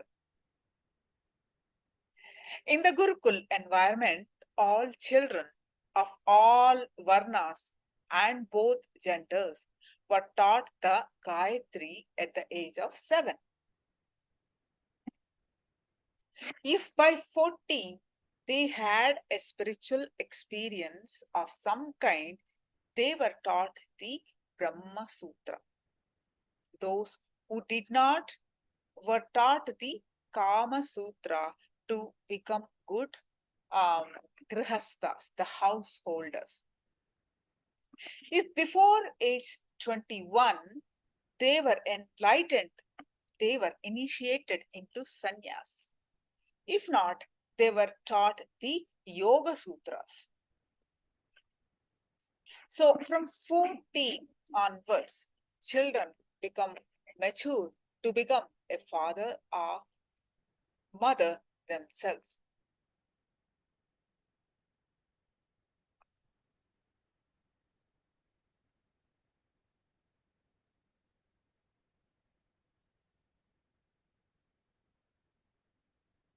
So the father or mother nearness is not available. Kids start looking in the outer world. They are ready to engage with the opposite sex to marry, but they are rarely allowed. So they collect and cherish imaginations and dreams of the opposite sex through the media. Kids continuously collect imaginations from all sources. During these years, we collect ideas from movies, TVs, etc., and build up an image of the perfect woman or man. Media people are actually dream sellers. We keep buying and eating these images, and the load on the Mooladhara Chakra increases. So during this time, from each person, we collect the best nose, best eyes, best personality, and create our own ideal person.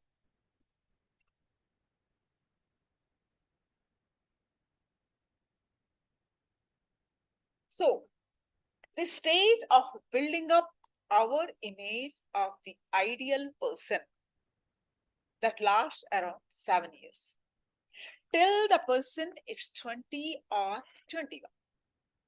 By then, these ideas are already deep rooted in our minds. Then a fresh search begins to find that perfect person in our real life. This is where expectations start. For the next 7 years, this search continues. Sometimes after a long search, we find a person who seems to match our mental image from a distance. The picture in our mind is green, and the person, the image that we see also seems to be green. And then all is greenery. A match seems to be found. What happens at this time is what is called falling in love. This is the science behind falling in love. A small story. Ram Gopal was a painter by profession. He was recalling to his friend, you know, this girl walked in with a blue black chip and wanted me to paint a model house with the same color. I thought I would give up my profession in trying to match it. Nothing seems to satisfy her. The friend asked, "Did you match it?" Gopal continued, "Well, lucky for me, she got a call on her mobile and I quickly painted the chip where she was talking." Finally, when we get close enough to that person, we find that the green has faded to white. The fantasy and the reality are totally different. Let's see some comment.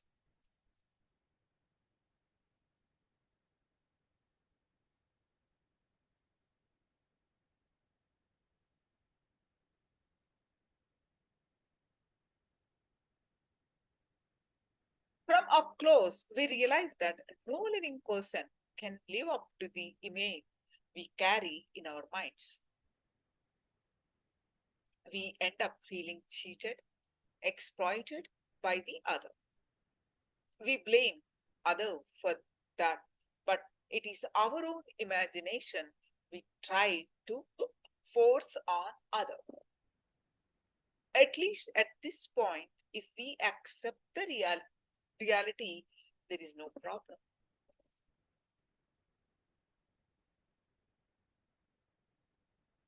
But we try to change the other person to suit our mental image. This is the most damaging thing in any relationship.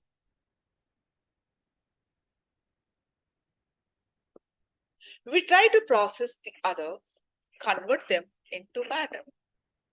We degrade everything into matter. Here starts the problem. Chisel each other. We think we are a couple living together, but actually 4 are living together.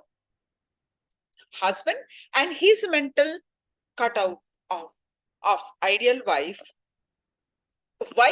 and her mental cutout of ideal husband. So a real relationship will never happen.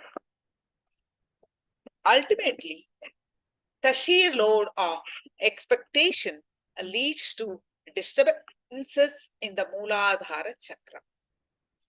This is why this chakra is blocked. Now let me narrate you a story. A 90-year-old man used to sit every day at the beach from morning till evening, watching the people going by. Another man who noticed this went up to him and asked him, "What do you actually do sitting here every day?" The old man replied, "Oh, I'm searching for a woman to be my wife." The man was simply shocked at this reply and asked him, "Why did you not search in your youth?" The old man replied, "Oh, I have been searching since I was 30-year-old. The man was astonished and asked him, "What sort of a woman are you searching for?" He replied, "I am searching for a perfect woman." "And you have not found one?" The man asked. "I found one woman who matched what I had in mind, but it didn't work. It didn't work out well with her," replied the old man. The man asked why. The old man replied, "She was searching for a perfect man."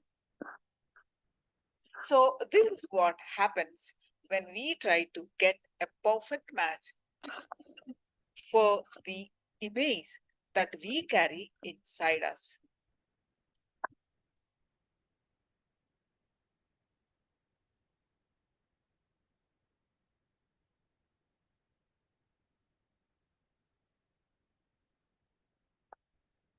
The way to unlock the Mooladhara chakra is the drop the image. Drop the expectation completely. Accept the reality as it is.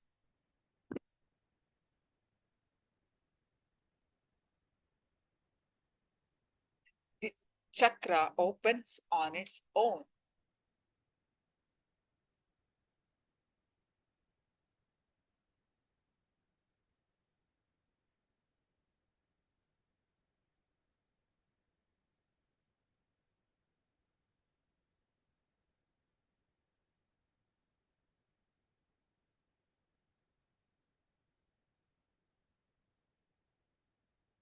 Now, let's listen to Swamiji.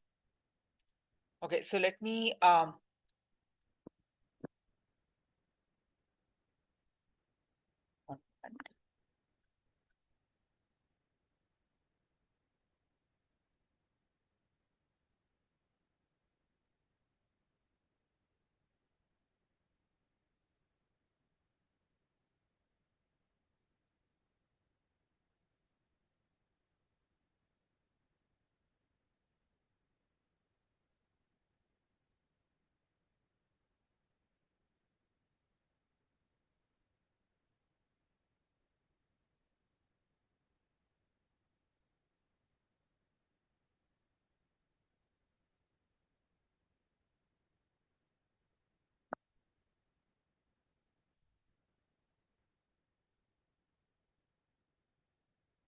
if you have any questions, please post in the chat. So for what we discussed, if you have any questions, please post it in the chat.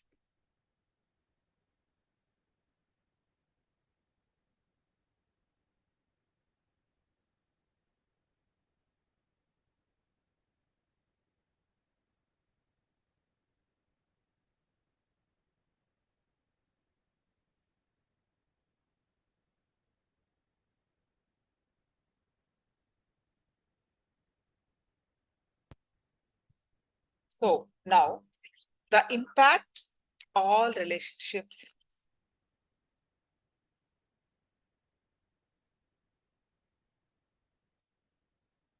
The problem is not only between lovers and couples, but in all relationships.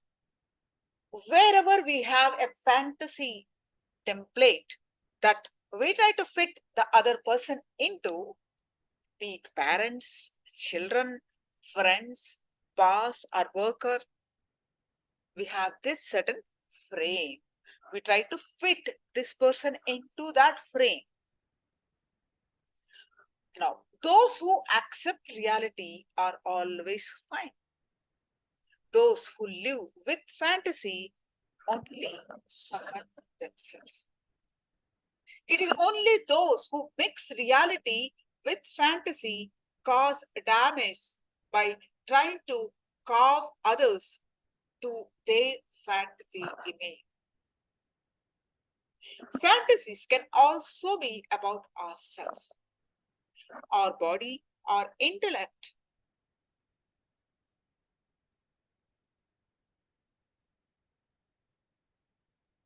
Fantasies can also be about ourselves.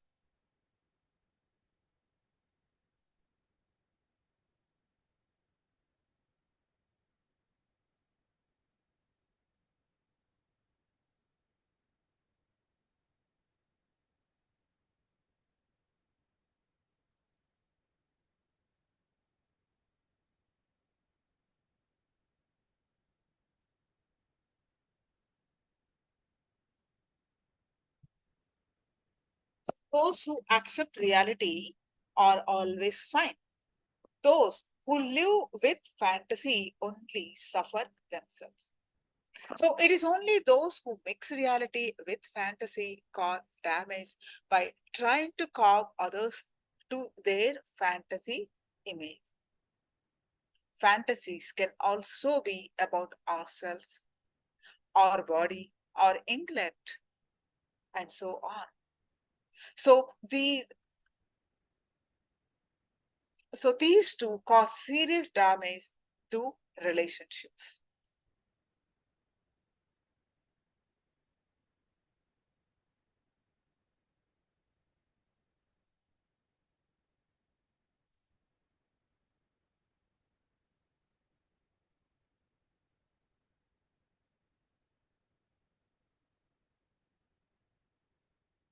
So it's not like the other chakras where we have to create energy in them. With this chakra, we only need to cleanse the energy in it and take the energy upwards. If this chakra is in a healthy condition, clarity will set in automatically in you and good health will prevail. Chronic or fatal diseases like cancer, stroke, etc. have their root in this chakra. If we understand this chakra completely, we can maximize our biological, psychological, and spiritual energies.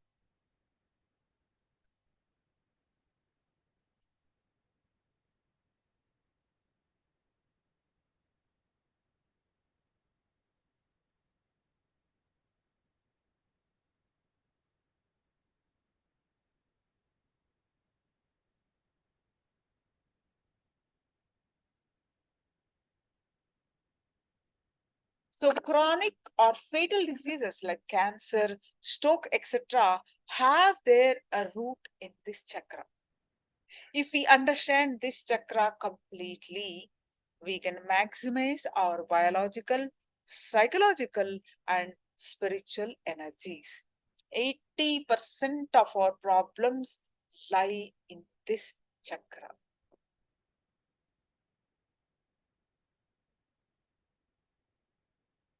So what is brahmacharya? Brahmacharya, a celibacy, is nothing to do with living in the outer world. It has nothing to do with being married or unmarried. It actually means throwing out the fantasy female or male that is inside you That's all.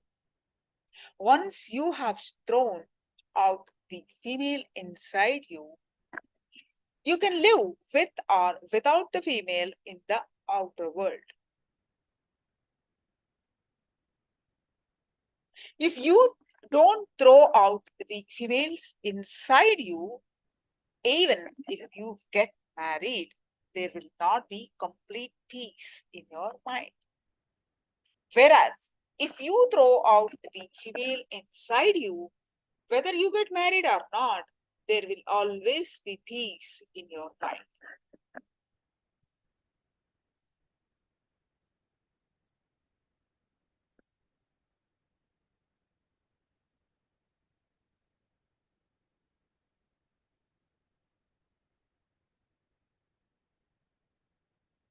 So, if the Mooladhara gets disturbed due to psychological reasons, there are chances of children being born physically handicapped.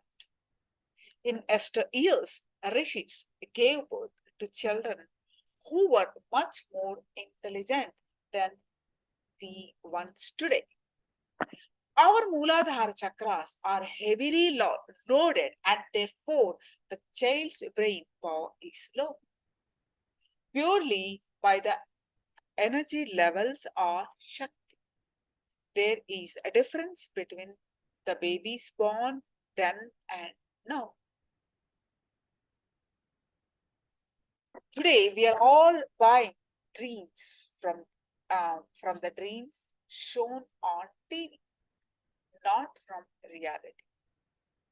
In Esther years, people brought dreams from reality.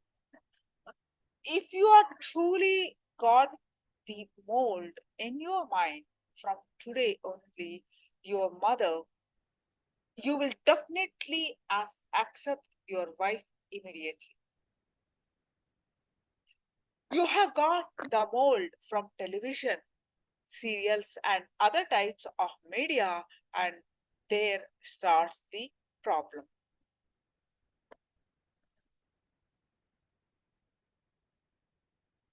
Now we are going to enter into the meditation. Pregnant women should practice this meditation as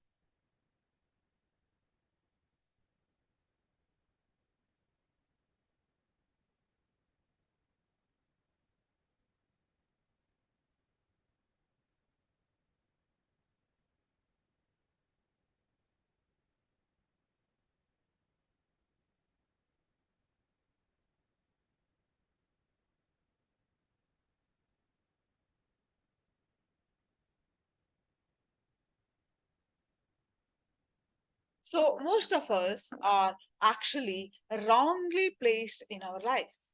So there is a complete confusion prevalent because of this. So doctors have landed up becoming engineers and so on. So the truth is our mothers are trying to realize their unfulfilled dreams through us. The right way would be for mothers to find out what their child wishes to become or then dream about it.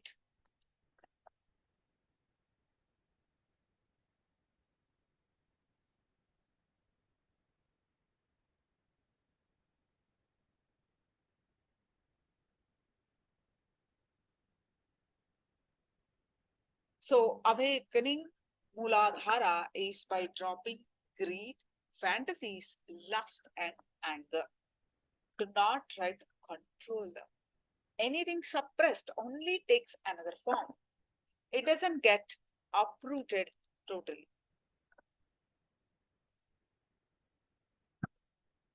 So the meditation name is Dukkha Harana. Dukkha is the sorrow.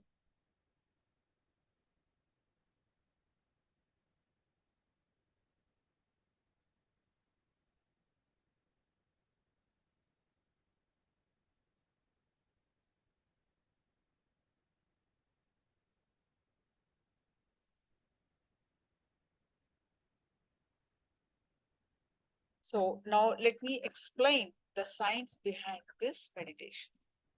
Breathing. is the bridge to the universe.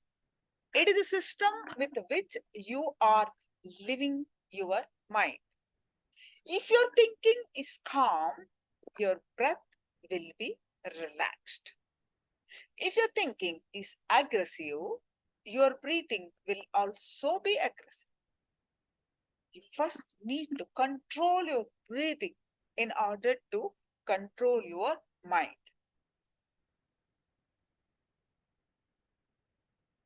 Presently, in our repressed state, most of us are half alive and half dead.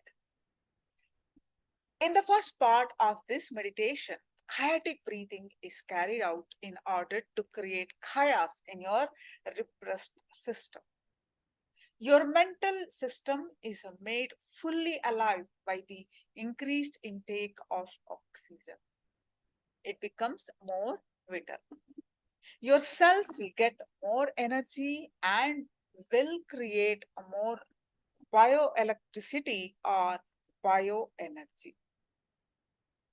This energy will melt at all the repressed emotions like melting ice while standing, breathing deeply and chaotically from the depths of your body.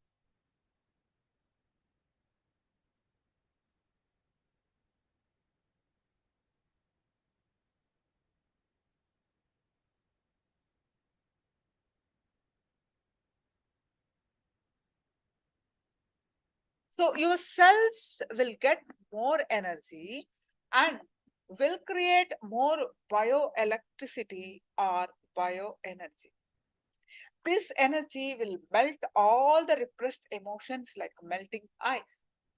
While standing, breathe deeply and chaotically from the depths of your body. Your bodies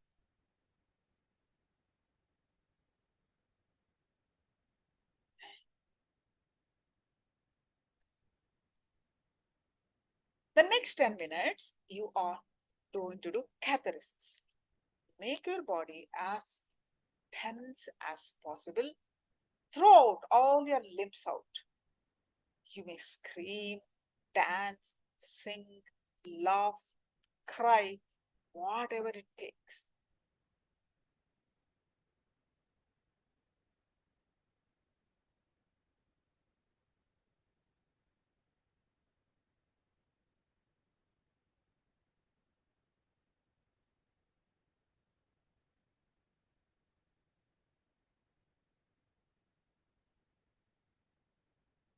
So when you are unable to read this acid, it gets suppressed in your body. Imagine when you are on two-wheeler at the traffic signal on the road. A car pulls up next to you. You feel a sudden desire to possess it. The desire gets suppressed due to a non-fulfillment. So many such desires and emotions are suppressed in you. How can you enjoy bliss then? At the end of these 10 minutes, you will become awakened inside and become cool, calm, and composed. When you hear me saying stop, just stop as you are.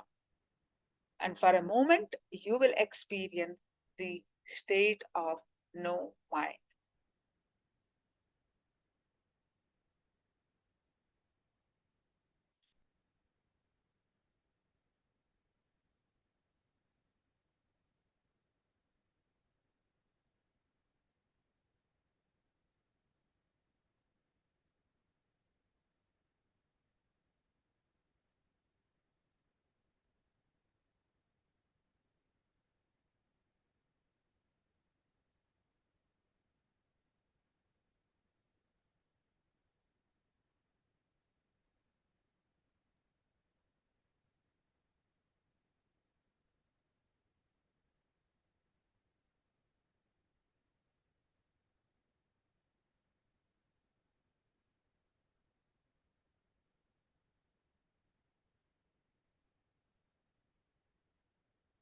So you may practice this technique on an empty stomach or preferably in the morning. Wear loose fitting clothes, preferably white clothing.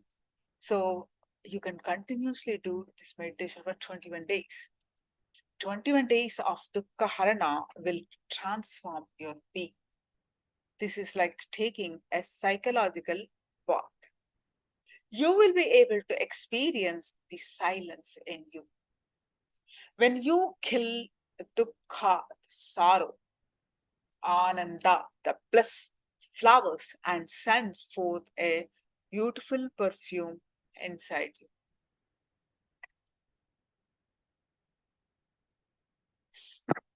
Okay. Now get ready for the Mooladhara Chakra meditation.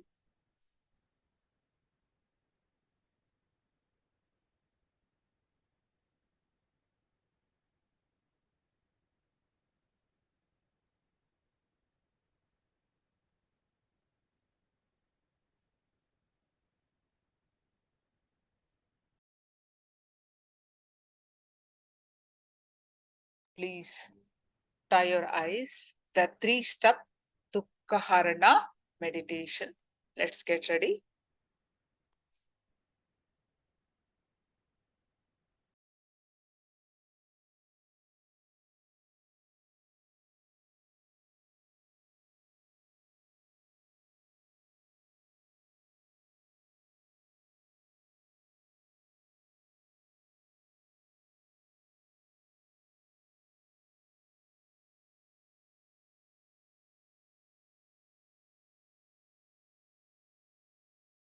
Please tie your eyes with eye band and get ready for the meditation.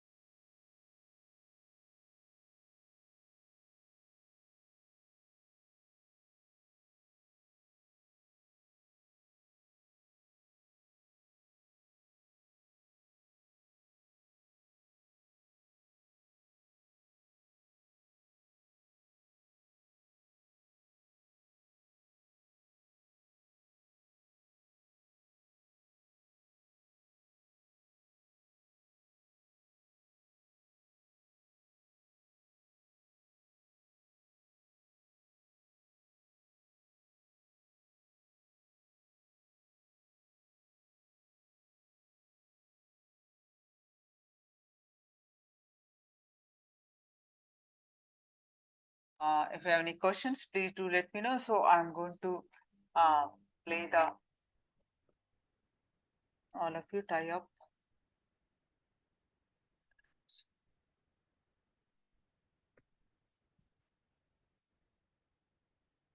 Let's get ready for the Mooladhara Chakra Dukkha Harana meditation.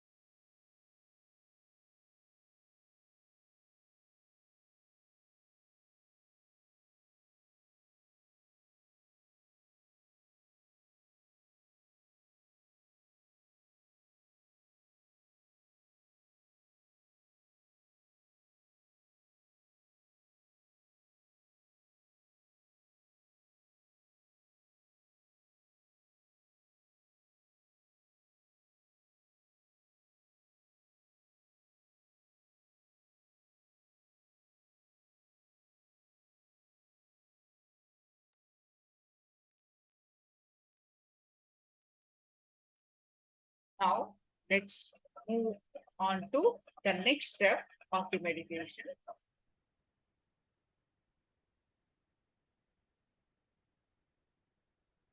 Let's move on to the next step of the meditation.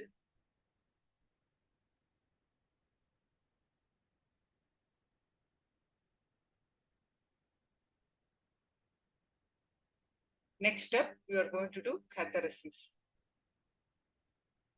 Make your body tense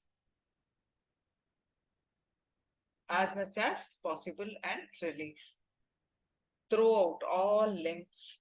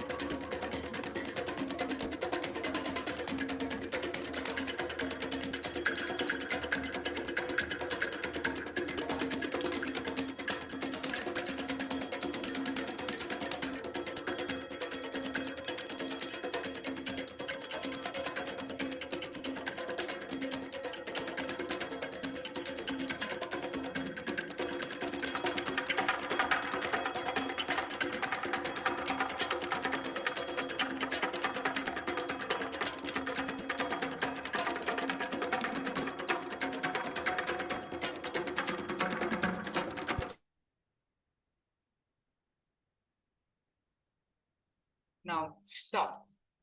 Sit wherever you are. Sit wherever you are.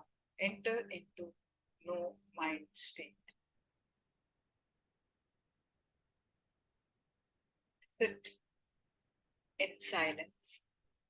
Simply witness whatever happens inside or outside your being. The first two parts that you did actually a preparation for this third part. Just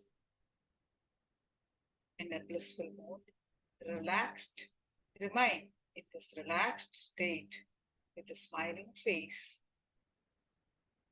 and blissful.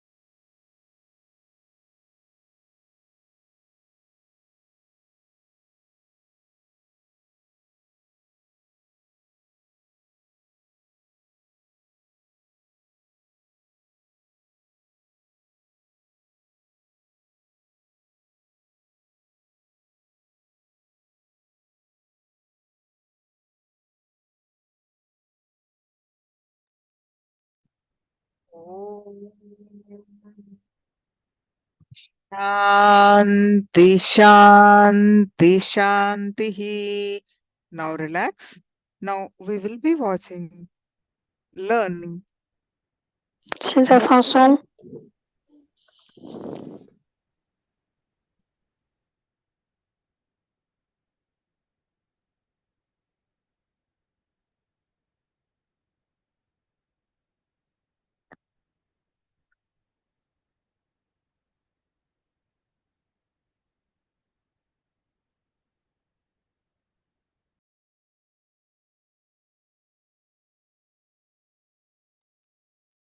Now let's learn more from the Muladhara Chakra.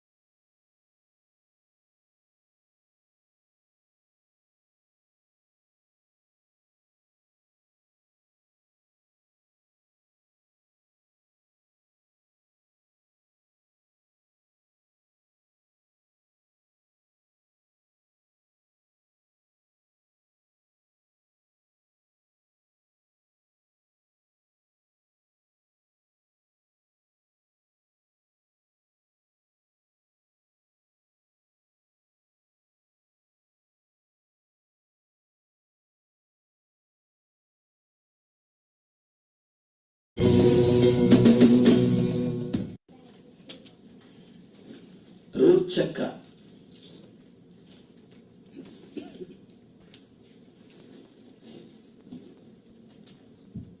Muladhara means root and the base.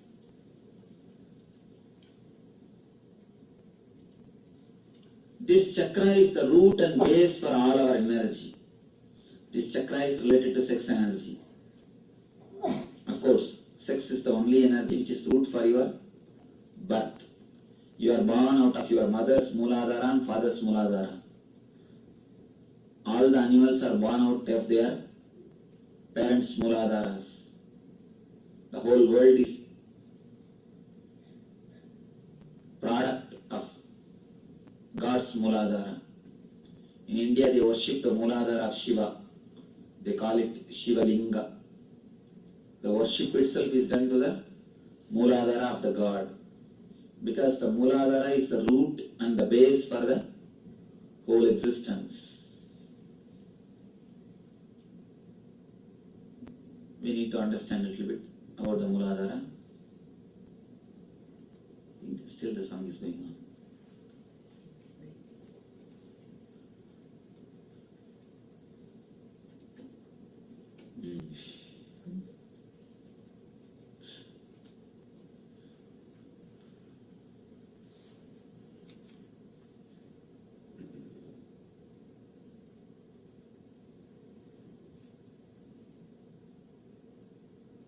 This chakra is blocked by too much of imaginations and too much of dreams. By too much of fantasies, this chakra is blocked.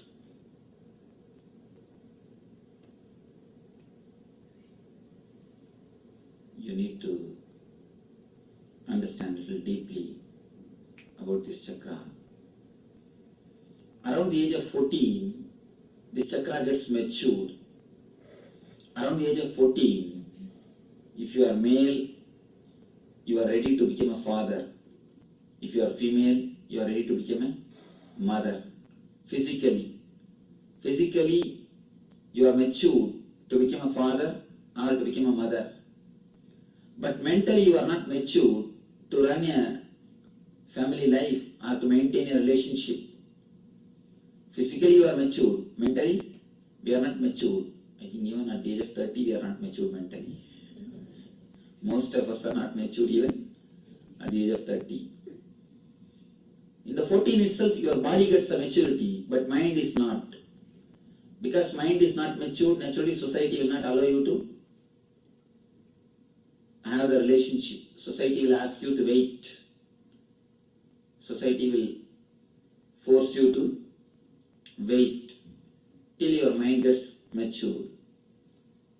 But you are not ready to wait. Even if the society forces you to wait, you are not ready to wait. Your body tries to find some way, some technique, some method to satisfy itself. The substitute is dreams and fantasies. You satisfy yourself by the dreams and fantasies. This is the substitute which we catch to feel the contentment. Of course, from the age of 14 till 21, almost 80% of our thoughts and energy is spent in collecting the imagination and cherishing the dreams, cherishing the sexual fantasies. The problem is if you just enjoy it as a fantasy and forget, then there is no problem. You never get disturbed. You never get disturbed just by enjoying it and forgetting it. Your consciousness never gets disturbed by just enjoying the dreams. The problem is you don't enjoy and forget, you start collecting. You start collecting those memories. You start piling up the best nose, the best face, the best eyes, the best ears, best body structure, best characters. Whatever you cherish, whatever you enjoy, you start collecting everything. Whatever you see from movies, TV, magazine, media, now internet, whatever you collect, all those materials, you start piling it up. That is why the media plays such a major role on the youth, on the youngsters. It plays such a major role. And any advertisement related to youth, directed, pointed towards youth of 14 to 21 will not appear without sex appeal. Any advertisement, whether it is toothpaste or cloth or car, anything, it will appear only with the sex appeal, with the underline of sex appeal, only by the female models. So, everybody knows, especially advertising agencies, they know, if it is recorded, printed in your Mooladhara, you don't forget. You don't forget if it is printed in your Mooladhara. If the idea is printed in your Mooladhara chakra, you don't forget. That's why after seeing advertisements, without even remembering, automatically like a robot, you go to the mall and ask for lakhs. You just show your teeth and please give lakhs. Why? It is just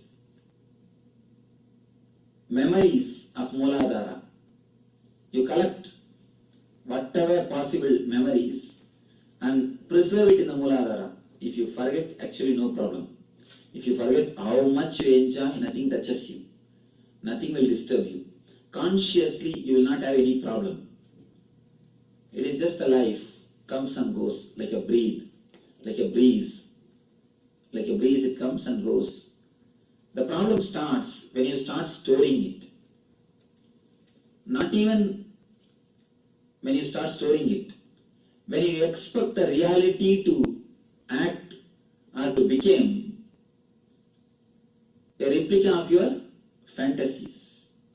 When you try to change the reality to suit with your fantasies. When you try to change the reality to suit with your dreams, there starts the whole trouble. Anyhow, between 14 to 21, almost 80% of the energy is spent in collecting the imagination and collecting the dreams. The imagination is one of the important reason. Too much of fantasies is one of the important reason for divorces. Even in India, the divorce rate is 33%. Please understand, I want you to know a fact. I am not telling about America, I am not telling about the West. I am telling about India. In Bangalore, every day 900 marriages are registered and 300 marriages are divorced. Every day, of course, not the same marriages. 900 are registering, 900 couples are getting married and 300 couples are getting divorced every day. This is the ratio. Understand, 900 and 300 means what? 33%.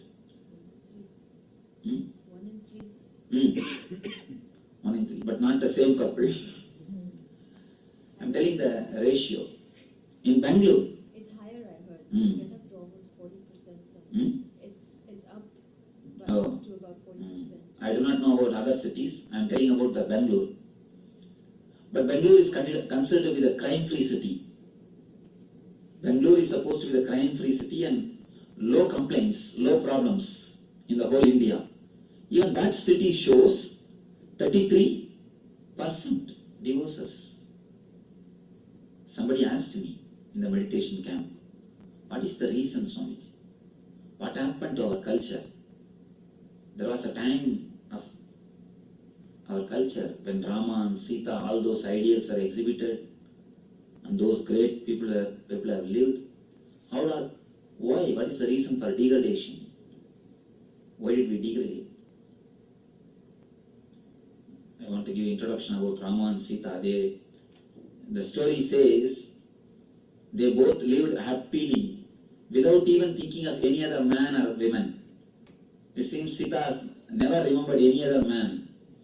Rama has never remembered any other woman. That is the story. They are ideal heroes, heroines of India. Ideal couples.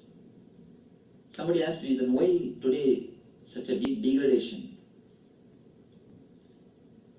Of course, I told them, Sita has never seen Salman or Shah in the TV. Rama has never seen Aishwarya in the TV. The problem, of course, I'm not degrading the Sita or Rama, but the truth. The problem is, in those times, the imaginations and the fantasies was very less. The layers of imagination, the layers of fantasy was very small. Maximum seeing whom Sita would have created her fantasies. Her father. No other chance of seeing any other male. Maximum she would have seen only the father, Janaka. What maximum fantasy she can create seeing him about her would be? Maximum she can imagine a brave, good, handsome king. If he becomes my husband, if a king who is very brave, handsome, if he becomes my husband, then my life is heaven. That is the maximum fantasy she could have created. And the next, how Rama would have created the fantasies? Seeing only Kaigeyi and Kausalya. What maximum you would have fantasized? The maximum will be, oh, if a beautiful, loving, graceful queen, if she becomes my wife, my life is heaven. That is what he would have fantasized. If you see, the reality and fantasy was matching and merging with each other. All the fantasies of Sita is matching with Rama. All the fantasies of Rama is matching with the Sita. So naturally there is no conflict. Things go hand in hand. Life is very smooth. There is no need for thinking something else, somebody else. There is no need for getting frustrated. But today, from what all the sources you collect fantasies? All possible weird sources. All possible weird sources. and all possible movies. Simply, especially if you see the Indian movies, I do not know much about the Hollywood movies, but I know a little bit about Indian movies. The villain will be going in the helicopter, hero will go in bullock cart, but he will catch the villain. Villain will be flying in the helicopter, but hero will go in the bullock cart, but he will see, he will catch the villain. You just throw a rope and catch the helicopter, and he will go there to catch the villain. All sorts of weird fantasies you get from the dream sellers. Producers are called dream sellers. Cine producers are called dream sellers. You get all sorts of dreams and fantasies just from these movies and media. Not only you get, you start digesting it, you start collecting it. Then after 21, the next job. What is the next job? Searching for somebody who will fulfill your imaginations. You don't immediately marry. Searching for somebody who will fulfill your imagination. Understand? People always think that you are searching for a life partner. Never think you are searching for a life partner. Never cheat yourself. You search somebody who will fulfill your imagination. You never search for a person who will be your life partner. You always search for a person on whom you can project your fantasies and feel satisfied. All your search is nothing but the search for some screen. You want some screen on whom you can project all your fantasies and feel they are fulfilled. And she wants a screen on whom she can project all her fantasies and feel fulfilled. Both of you want only white screens to fulfill your fantasy. But no screen is white because each screen is running its own fantasy. If the screen is white, then you can play your fantasies and see that and feel that they are satisfied and you can enjoy. But that screen is already playing his own movie and he is projecting his fantasy. Not only he is playing, he is projecting. You are also playing, you are projecting. He is also playing and he is projecting. Then the whole thing becomes just mess. Whole thing becomes just a chaos. Between 21 to 28, the search continues. Few intelligent guys who are really intelligent, they understand fantasies are fantasies, realities are reality. Dreams are dreams, real life is real life.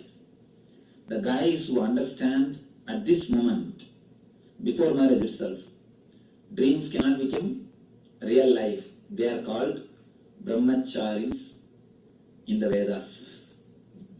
They are only called, brahmachari means don't think celibate. Brahmacharya has nothing to do with celibacy.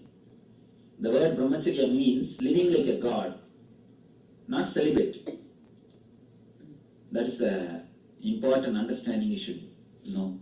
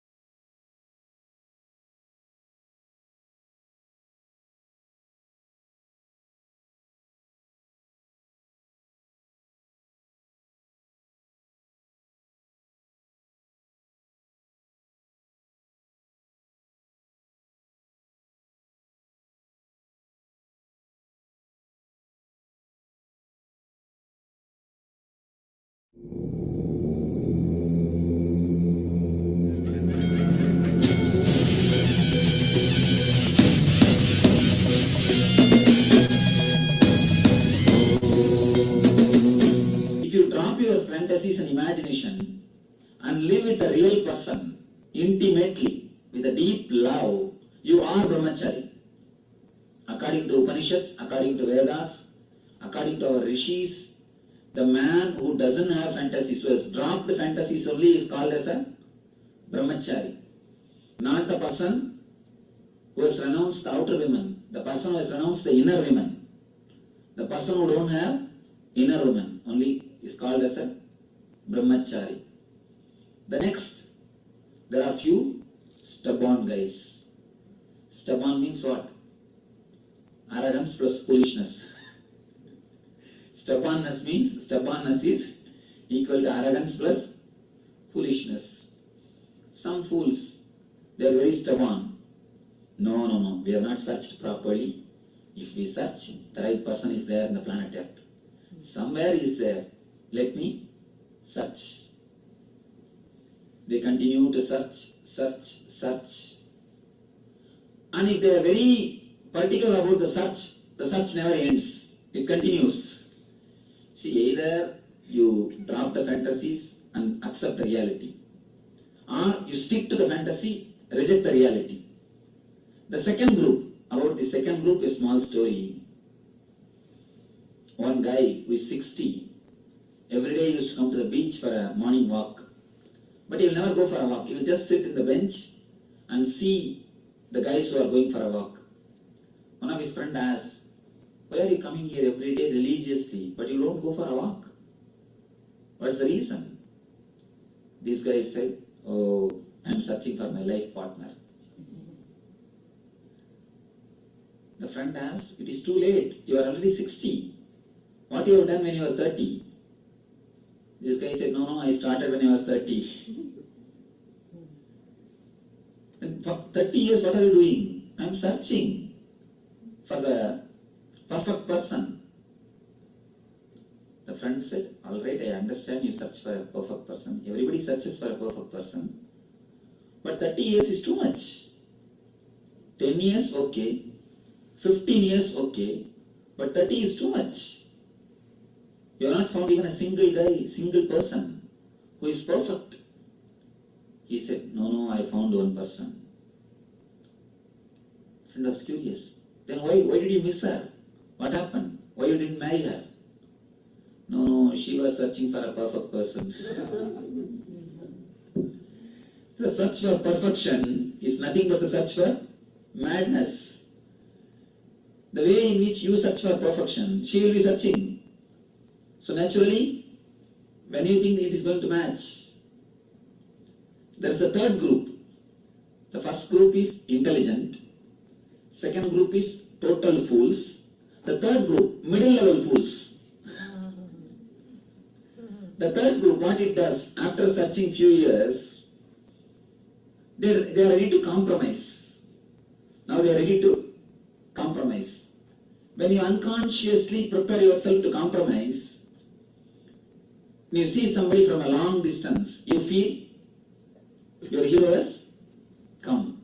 If you are totally clear, conscious about that I am not going to compromise, then there is no problem. You will reject the reality. You will be searching till 60 or 70 or even after the graveyard. After going to the tomb, you will be sitting on the tomb and watching the people who are coming every day to the graveyard. And you will try to search some dead person. I don't think even there you will find the fulfillment. That is different.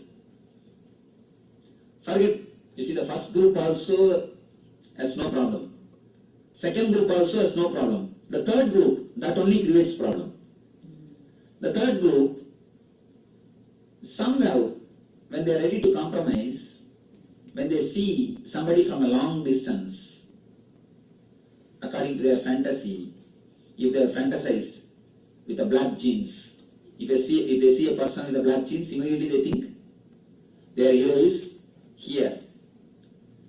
Their heroine is here.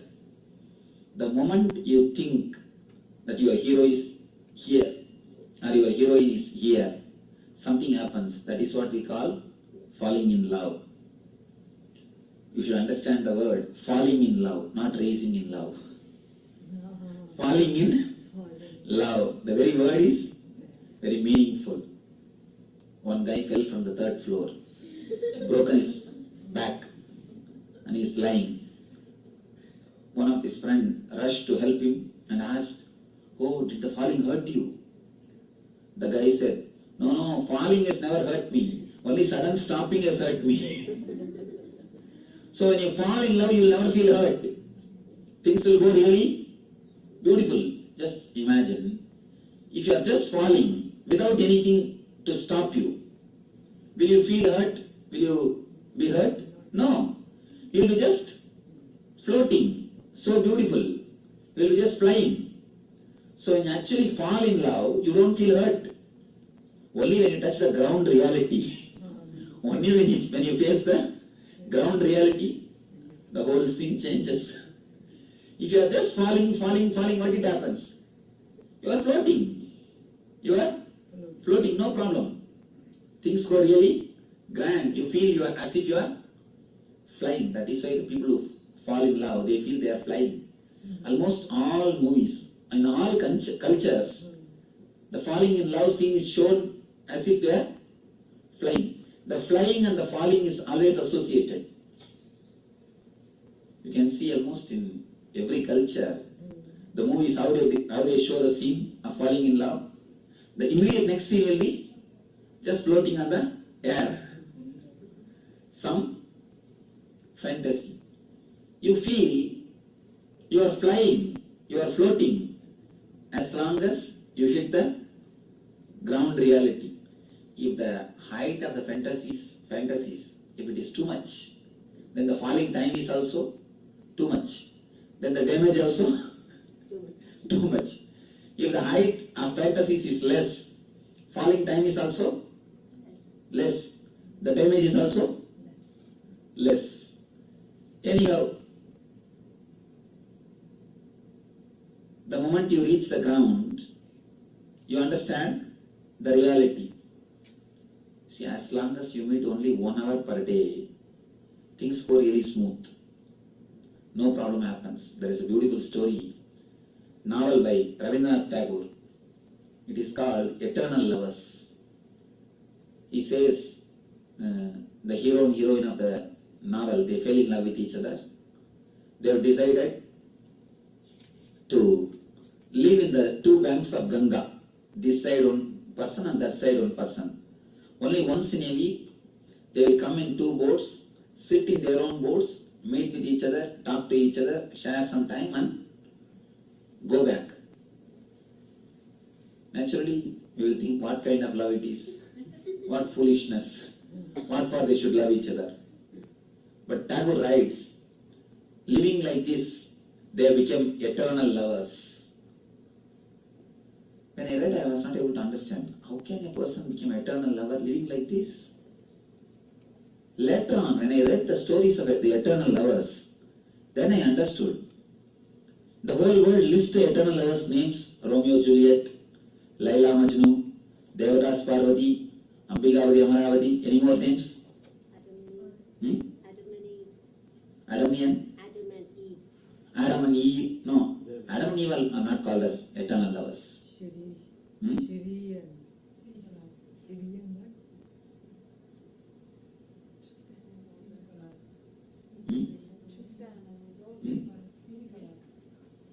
Siri? Okay, I do not know about him. Laila Majnu. Laila Majnu. Anyhow, all these guys you see, they never lived together. They never lived together. Because 1 week if you live together, then the whole love will come to reality. Actually, it is nothing but 1 week missing. Only 1 week. Living together is more than enough to show the reality. Both the guys, they lived only in the fantasies. Laila had enough of her fantasies, Majnu had enough of his fantasies. He never understood the realities of fantasies. She never had the chance to see the reality of fantasy. See, every day, 1 hour, she can act as you want. You can act as you want. It's not a big job. As long as things are moving only 1 hour, That's no problem. I read a internet joke, net joke, a love letter. The guy is writing, "Oh my beloved, I'll make the sky as a bow and rivers as the arrow and pluck the moon as a fruit and bring it to you as a present." This is a poem. Below there is a footnote. "I'll come and meet you on Friday if there is no rain." If there is no rain. The poem says, "I'll make the sky as a bow, rivers as arrow, and pluck the moon as a fruit and bring it to you as a present." The footnote says, "I'll come and meet you on Friday if there is no rain." Of course, this is not our reality. The poem is totally different and reality is totally different. The fantasy is totally different and reality is totally different. By the time you reach the ground, face the ground, what happens? Honeymoon ends. By the time you understand the fantasies are fantasies, what are honeymoon ends? Again, that word is beautiful word. Honeymoon, not honey sun. How long a moon will stay?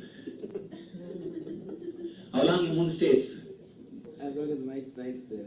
No. 14 days. Okay. 15 days. Maximum 16th day over. So the same emotion which stays only for 16 days, that is why it is named as a honeymoon.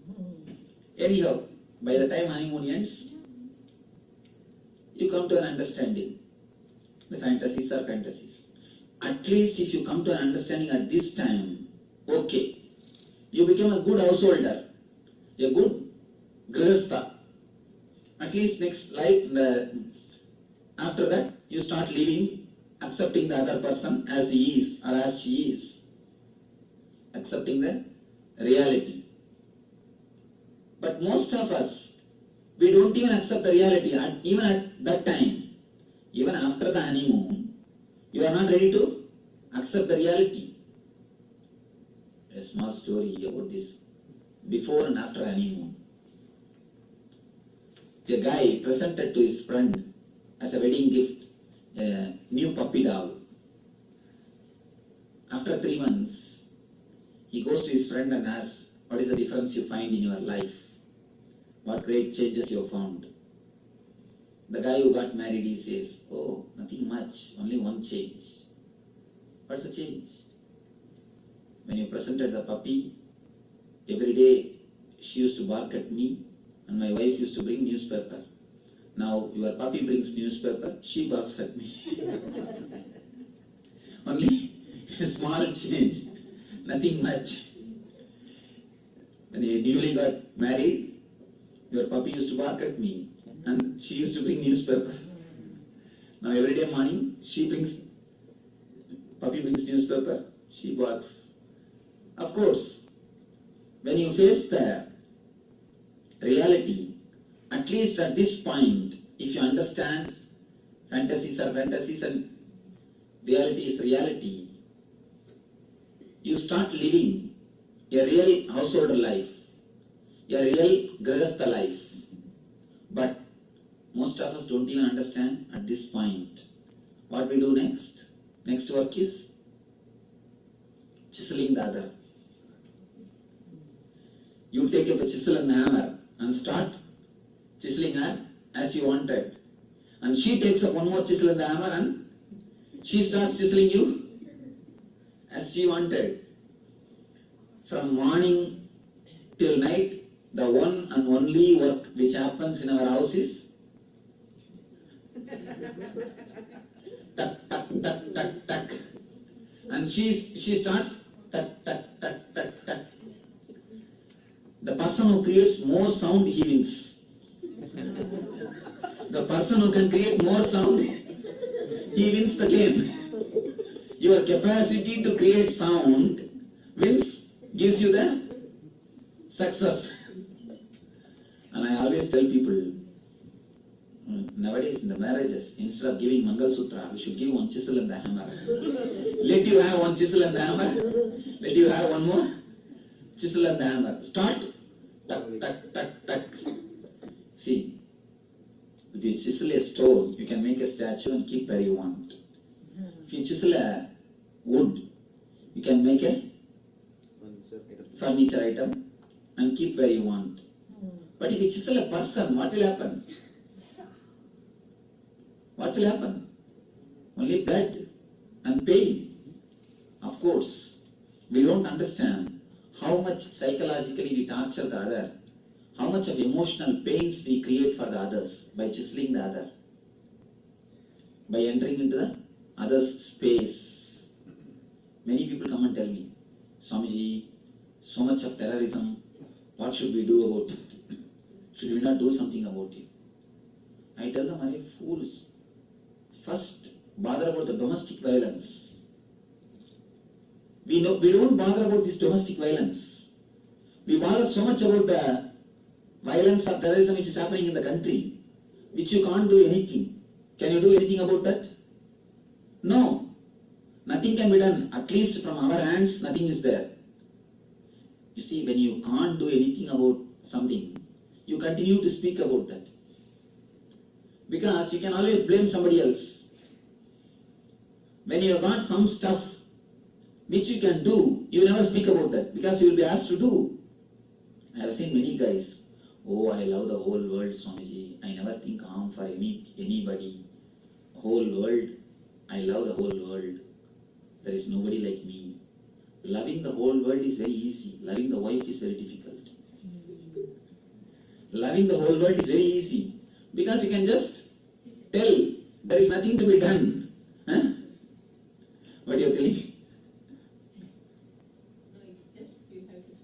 That's all. There is nothing to be done. It's almost like only one of the dream, one of the word. There is nothing to be done. But when you say, I love my wife, you have to change your attitude. You have to change your life. So, anything which has no direct context in your life, you continue to speak. You continue to speak. You can see always people talking about weather because they can't do anything about it. Always blaming the weather. There is a beautiful saying, man as a rule is a fool. Asking for hot when it is cool. Asking for cool when it is hot. Always asking which is not. It's a truth. People always blame the weather. Why? If it is raining, they will blame, oh, it is raining, today is rainy day. If it is shining, again, oh, today is too much of sun, it is burning, what is happening? Always they blame the weather because they don't have to do anything about it. Whatever you can't or you don't do, you start speaking. And the loving the whole world is also nothing but this type of talks. Loving the wife is a real difficulty. I have seen the people who have lived together for 30 years. In India, the problem is you can't go for divorce so easily. I have seen the people who lived even 30 years together. Even after 30 years, the husband do not know what wife wants. And the wife do not know what husband wants. When this type of couples come to me, I bless them. You will not go to hell after death. Why? And even if you go, you won't find much difference. Don't bother. You will not find a big difference. We always think, Swamiji, you are exaggerating a little too much. I am not so bad. We are also a little bit, but we are not so bad. Not so bad means where is the scale? Tell me. Where is the scale? No. Nowhere there is a scale. We always think, I am not so bad, Swamiji. I don't change her totally, but just the final touch. Which she needs, Swamiji. After all, if I don't train, who will train her? Only I should train her. After all, I am the husband, I should train her. Just a final touch, Swamiji. One thing, people come and tell me, Swamiji, I love her, only I have to train. That is why I tell her. Otherwise, how to tell? Who can tell? Please be very clear. Never say you love your wife. You love your imagination about wife. That is why you change the real wife. Two things. One is your imagination and another one is reality. If you love the real wife, will you change the imagination? If you love the real wife, you will change the imagination. You will not change the real person. But you change the real wife because you love the imagination. All your love is towards your imagination. That is why you change the reality. And you always ask for excuse. No, Swamiji, just final touch. Just the final chiseling. The final touch never ends till the till you reach graveyard. The final touch never ends till you reach graveyard. Even after reaching the graveyard, if our graveyard is next to you, then gone. I don't know what you will be doing. Anyhow, all our final touch, all our chiseling, all our hammering is nothing but the outcome of these imaginations and projections.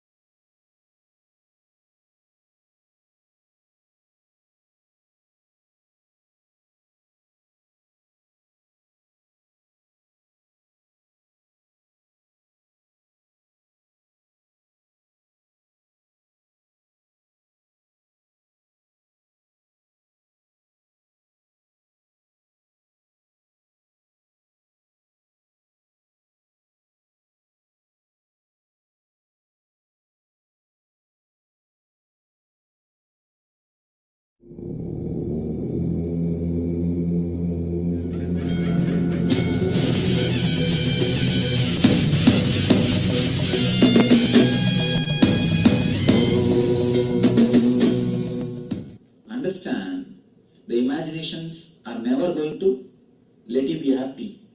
That's a beautiful saying by Shiva. You see, 5,000 years ago, Shiva has written a book called Vijnana Tantra. You will be surprised to see these modern day problems. All these things he is discussing there. I do not know. I have my own doubts that somebody must have written in the later time and attributed to Shiva's name or inserted. I do not know.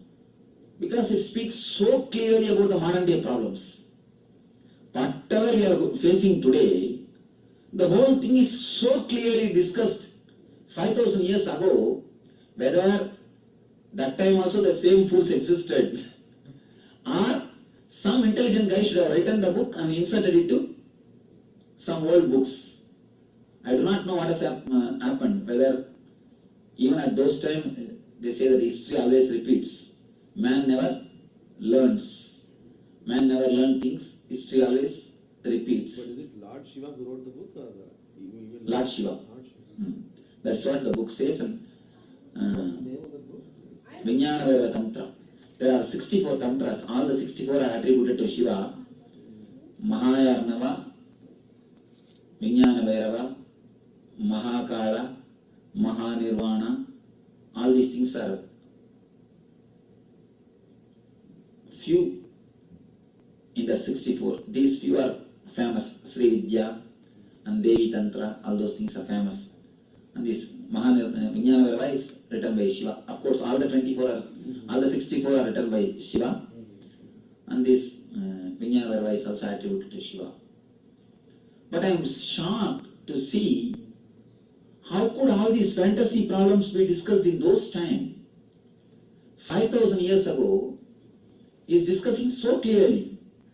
That is the great surprising things. He says, if you are a brahmachari, unmarried, drop your fantasies so that you can choose your life partner with more peace and intelligence. You will decide about him with more clarity, thinking about the future. Otherwise, you will decide just based on the black jeans. How long the black jeans will be black color? Till 6 months. Then it will fade.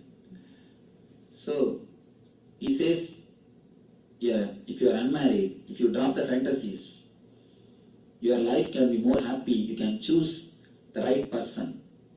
If you are already married, if you drop your imaginations and dreams, you can be happy with a living person with whom you are living. You can be joyful, ecstatic, intimate with a real person. As long as your dreams and imaginations are there between you and your wife, can intimacy happen? Never. Never intimacy can happen. Never the real relationship can happen. Relationship can happen only between person and person. Never between fantasy and fantasy. Never between imagination and imagination. In our life, marriage happens only between imaginations and imaginations. Never between person and person. You are there, your imaginations are there. She is there, her imaginations are there. Only imaginations get married. Never you two. When you drop the imaginations, only then the real intimacy starts happening. Of course, if you are a widower or a single, divorced, if you drop the imaginations and fantasy, at least you can be at peace and rest. You don't have to search for next person. You will understand changing the outer person will not work. Only changing the inner personality is going to work. If you continuously change once in a year, next, you will understand changing the other person is not going to help. Only changing the inner person is going to help. The fourth, only when you drop the fantasies and imagination, you can become a sannyasi. The fourth ways of life. For all the 4 ways, Shiva gives a solution. Brahmachari, Grihastha, Vanaprastha, Sannyasi. Unmarried, married, a single or widower or a monk. For all the 4 layers, for all the 4 levels, dropping the imagination is a mandatory, is a basic rule. Then Shiva gives a beautiful technique just to burn these fantasies, burn these imaginations, according to Shiva, and today according to the hypnotherapists. All our memories are stored in Muladhara, in the spine, in the end of the spinal cord. That is a space where Chitta exists. And they say, if you work on that region, meditate on that region, you can get back, you can take out any file you want from your past. So that is the place where these fantasies are stored, where these imaginations are stored. If we can awaken that chakra by proper energy, these dreams and imaginations will be burnt away. Shiva says, Muladhara is like a Shakti Spuranam. The energy is fountain. Imaginations are like a rock. If you keep a rock on the fountain, what will happen to the fountain? Stop. Just like that, the energy of the Muladhara is stopped by the dreams and the fantasies. If you keep a stone on the fountain, all the water will go down. Just like that, if the fantasies and imaginations are kept, all the energy of the Muladhara just goes down. It never goes up. It never travels up. As long as the energy is going down, you can create only children. Only when the energy goes up, you can create a new life. You can create a new personality in you. If it goes just down, it can create only few more children. If you allow the energy to travel up, it can give birth to yourself. If it goes down, it will give birth only to the new children. If it goes up, it can give birth to you. It can transform you. So here is a meditation technique which can help you to divert the energy to the upper layers of your being, to the upper spaces of your being. So this is a very powerful technique to awaken the potential energy in you, which we call Kundalini Shakti. Which we call Kundalini Shakti. The word Kundalini means the potential energy. You have a tremendous potential energy. This can help you to awaken that energy. This technique is 30 minutes technique. So it is called Dukkha Harana. Let me explain the technique. You can do it. First 10 minutes, a deep chaotic breathing. Standing, bend your knees and do the deep chaotic breathing.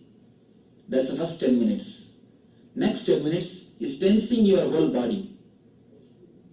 You may ask, why should we tense our whole body? You have 72,000 energy centers throughout your body.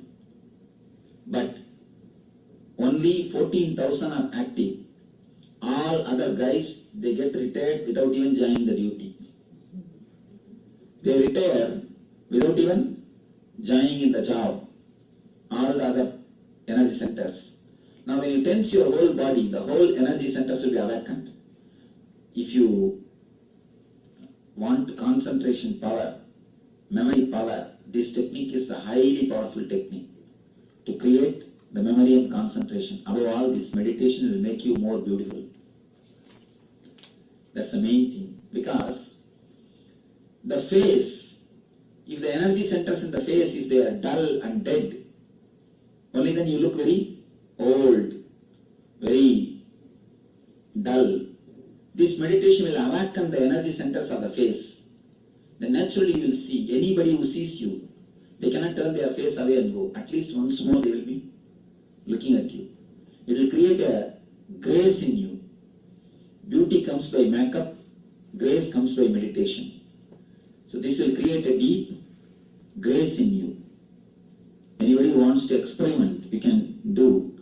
Now you take a passport size photo Do this meditation just for 21 days. Then you take your passport size photo. You will see the difference. Visibly, you will see the difference. And understand one thing, I never speak which is not proved. I speak only the things which is proved. I know the responsibility of my words. So if you want to become more beautiful, take up this meditation. This is the best technique to awaken your potential energy centers. Okay. The second 10 minutes, you are supposed to tense your body as much as possible. Leg, neck, mouth, face, everything. Tense it as much as possible. As if you are busting out. The third 10 minutes, sit silently and chant the Homkara mantra. Sit wherever you are and chant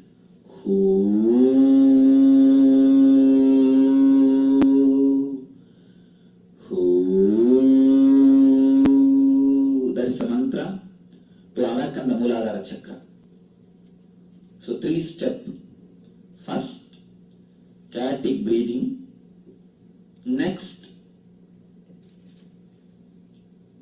the tensing the whole body.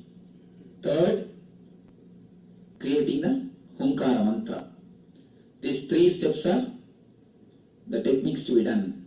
First 2 steps, you have to stand up and do. Ready? Please get ready. Stand up and tie the ribbon. If you are wearing the belt, please loosen it. And if possible, remove the jewelries and the watch. Because the energy flow in the body is disturbed by the jewelries and watch. Sprinkle water and make you again breathe. You feel like you're getting exhausted, but don't bother. Just keep going. Don't think, just keep going for 10 minutes as really full.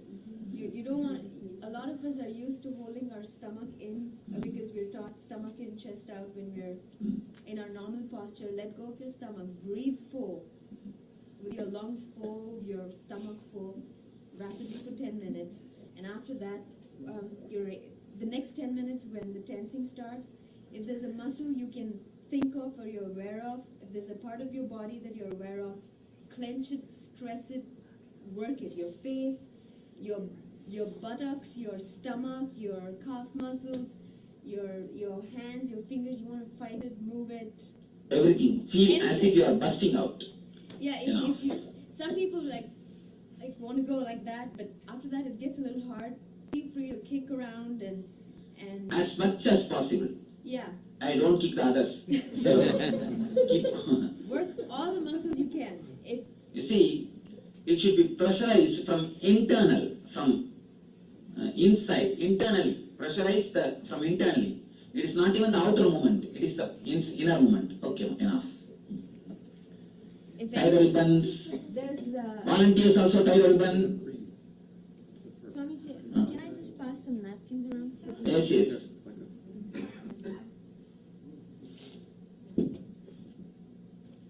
What are the napkins for? Now if you feel like a cough or sneezing, because if you have the nose black, everything will come out. So better to have the napkin, otherwise you will wet the whole floor.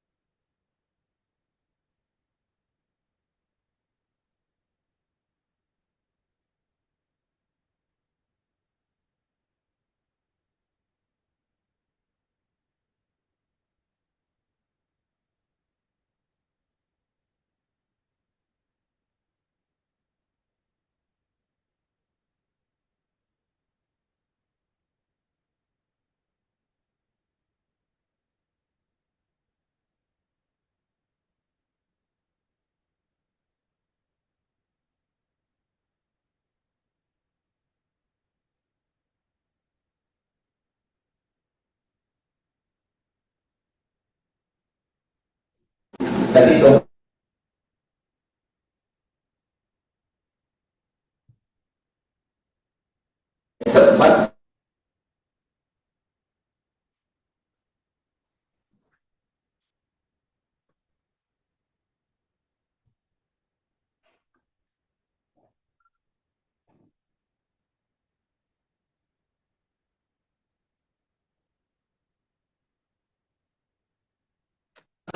But by God is the first layer. First layer is the second layer of people, who has entered into the zone of art, where they become artists. The system given to us, see the same system, painter, tribal people are dancers, musicians. When I say enter, this is the next dimension of their life, not for one side. As you dance just for your beings, you have that. If you sing just out of your people, if you paint just out of your song, but the man is not a painter or a dancer, just a musician is given to us by the next dimension of your life. Most of us, 90% use your system as a calculator. A man taking birth with a simple head, he can never become sadhu. Drinking. If you want to become sadhu, then you need to have your next dimension. Nothing much is achieved in your life if you become those great scientists. If you weigh your life, scientists are the next layer of the globe. They can do all moving here and there over more than scientists. Nothing much, they explore the next dimension. Nothing much is life given for given them. The normal course of life, Gitanjali, taking birth, the reproduction, and environmental works. Nothing much is achieved. Great dancers. Nothing. When new has happened, nothing great masterpiece happened. Then the consciousness to the being, the poet, they explore the next dimension of their being happened. So they explore. They see the next dimension. All the great of their being is called. So these are the people who became pragmas. Such as they see the next level of their life. Why? Fulfillment. That is what the teaching happens in between. That is only to what mentioned in these great words. In most of our life, they die in proper. That is the reason. Power and die, except proper and death and power mentioned happens in our system. Happen. So most of us use to satisfy death, that they have lived their life. I just use it in a minimum level. That they have lived their life with the fulfillment. They may live most of our life very it is tuned. It can be tuned away. They may not have wealth. They may not have the outer wealth, the first level, but they live a rich first layer of life. Wealth is different. The second layer is different. The second layer, they may not have the comforts. Who has entered the zone of very rich state, like a king who became artist, or became, if you read the Bharati's life, Bharati is a great poet from Tamil painters, dancers, life, musicians, who enter in a very dimension of their life. See the not for one's great teaching, if you dance just for violence, beauty, live more singing, just for better, bliss, better. If you pay, just for all the poets, great poets became, they are not in a healthy way, a dancer, so-called wealth, the next dimension of your life, but their lives flows, really use your system as a factor, because they have seen the next dimension, your manner being. It is no head, can never be like others. If you want to be a sadhu, you need to pass to the next dimension. Whatever way person can express your being, the possibility is great sign of human being. Great next dimension is the next layer they have touched. They can be called the third layer, more than scientists, only because they explore the next dimension. The Buddha, that is the illusion of the noble Ram for giving them. These are the great intelligent masters who have used their system as a monumental works. These are the few people dancers who have used their system. They are like the masterpieces. Majority, 90% of us are the Bulaka. They explore the next dimension of their 9%. They explore artists. They are great dancers. The next dimension they use as a factor. So these are only a handful of people practice. See, if you want to know the level of their life of humanity, so you don't have to reason. The millions of people who have taken birth and died, all their history is not great words. Just believe in 10% answer. Power, the Buddha, the time is not proper. This 10% life history is more than enough to know the whole history of humanity. Deep, satisfied. These are the people who are milestones in life and the human history. These are the people who have created turning points in the human history. In a very, just like that. If you know the way, the human necessity, you can demand the whole history of the humanity. But they live very nice. These few enlightened persons, wealth is different, other persons is different, who have used their comfort as aircraft, but they live in a very rich way, like a genius. Even to have, if you read two hands life, one hand is Mati is very quiet from them, very handful of you read his life, Krishna. These are the very people who have to see the impact of the very rich live simply admire their system. And you are more like a king, whereas they are pilots. You can see all the works of the human, great poets. They are not in a wealthy way. In a so-called, where you see, now there comes the difference between the life, village and the level man, rich, and because they have seen the next direction. Nothing much. Only one thing. The experiences of the don't know how to operate the mechanism of the human passive drivers, they know whatever way we can operate the system. That's the passive is of human being. Driver people, they know the actions of mechanisms. They have touched. The pilot, he knows the mechanism. The third, everything else is the difference. Only a very small difference. The Buddha, it is not that some Krishna is added now. These are great enlightened masters. They don't use in their systems as an aircraft. Just like that. These are how we use your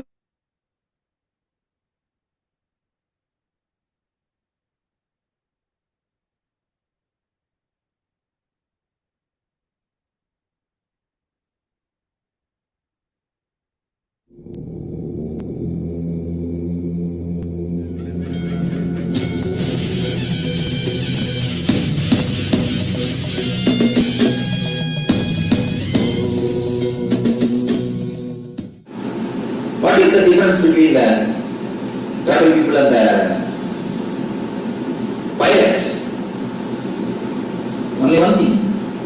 The tribal people doesn't know how to operate the mechanisms. The pilot knows how to operate it. Just like that. Most of us, we do not know how to operate this system. The system given to us by God is an unknown thing. Somebody is using it as a bullock cart, somebody is using it as a tractor, somebody is using it as a aircraft. The system given to us, see the same system, tribal people are used as a bullock cart, an educated man is used as a tractor, pilot has used it as a aircraft. What is the difference between these three people? Nothing. The system is same, but the man is knowledge. Just like that. The system is given to us by God. Most of us, 90% of us use this system only as a bullock cart. Taking birth, eating, drinking, reproducing, dying, over. Nothing much is achieved in our life. Few Benzes, few bungalows. If you weigh your life, it's few Benz, few bungalow, little bit of moving here and there, over. Nothing much. Few children. Nothing much is the life. The normal course of life. Taking birth, reproducing and dying. Nothing much is achieved. Nothing new has happened. Nothing great has happened to the consciousness, to the being. Nothing worth mentioning has happened. Somebody came and asked me, Swami, why in the cemeteries, in all the graveyard, it is called born and died. Born, such is the date, died, such is the date. Why? Nothing worth mentioning happens in between. That is only two worth mentioning things. In most of our life, that is the reason. Born and died, except birth and death. Nothing worth mentioning happens in our system.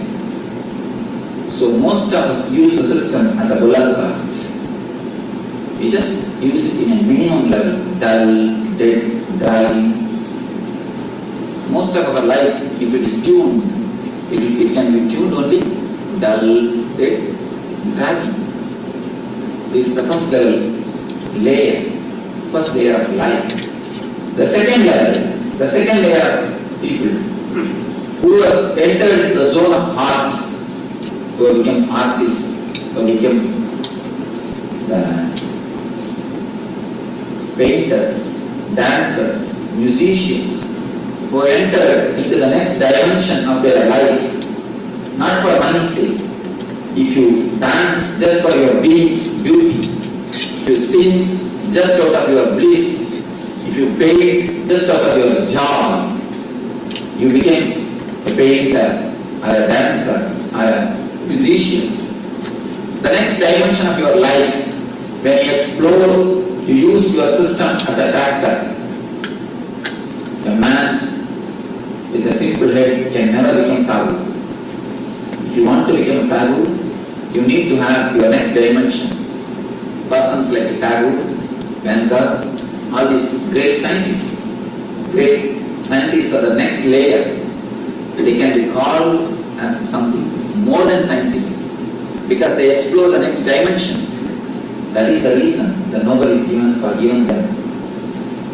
Gitanjali, the monumental works of great dancers, when they create the masterpieces of dance or the art or the poetry, they explore the next dimension of their being. They explore, they see the next dimension of their being. So these are the people who became tractors, who see the next level of their life. Fulfillment, that is the reason the great poets, even if they die in poverty, even if they die with no property, and in poverty, they have a very deep, satisfied death that they have lived their life ultimately, that they have lived their life with a fulfillment. They may live in a very poor way. They may not have wealth, they may not have the outer wealth, but they live in a rich way. Wealth is different, richness is different. They may not have the comforts, but they live in a very rich way, like a kings. And if you read the Bharati's life, Bharati is a great poet from Tamil Nadu. If you read his life, he is living in a very poor way. But if you see the way in which he lived, simply a royal, he lived more like a king than like a beggar. You can see all the poets, great poets, they are not living wealthy way, in a so-called wealth, the outer comforts, but their life is really rich because they have seen the next dimension of their being. They know the ecstasy of the human being, of the human possibilities. Whatever way you can express your being, the possibilities of human being, the next dimensions of possibilities they have touched. The third layer, only the Buddha, Krishna, Rama, these are the great enlightened masters who have used their system as an aircraft. These are the few people who have used their system as an aircraft. Majority, 90% was used as a bullock cart. 8 or 9% who are artists, are the great dancers, great poets, they use as a tractor. Only a handful of people. See, if you want to know the human history of the humanity, you don't have to read the millions of people who have taken birth and died. All their history is not necessary. Just read 10 persons' history. The Buddha, Krishna, this 10 persons' life history is more than enough to know the whole history of humanity. These are the people who are the milestones on the human history. These are the people who have created turning points in the human history. Just like that, if you know the few man's history, you can know the whole history of the humanity. These few enlightened persons are the persons who have used their system as an aircraft. Not even, there is no need even to have 2 fingers, 2 hands. 1 hand is enough to count this type of people. Very handful of people. Buddha, Krishna. These are the very few who have a great impact on the humanity, who has used their system as an aircraft, who are real pilots, are the pioneers of the human evolution, of the human growth. If you see the difference between the villager, the tribal man, and the pilot, nothing much. Only one thing, the villagers don't know how to operate the mechanism. The tribal people, they know how to operate the system. That's all. Nothing. The tribal people, they don't know that mechanism. The pilot, he knows the mechanism. Nothing else is the difference. Only a very small difference. It is not that something needs to be added. No. Only one difference. They don't know, he knows. That's all. Just like that, if you know how to use your system and mechanisms in your body, in your mind, in your being, you can become a pilot. You can use this system for the optimum result. You can use this system for the maximum result. You can convert this system into an aircraft. The mechanisms which exist in your system is what is called chakras. There are 7 chakras in our being. The energy centers.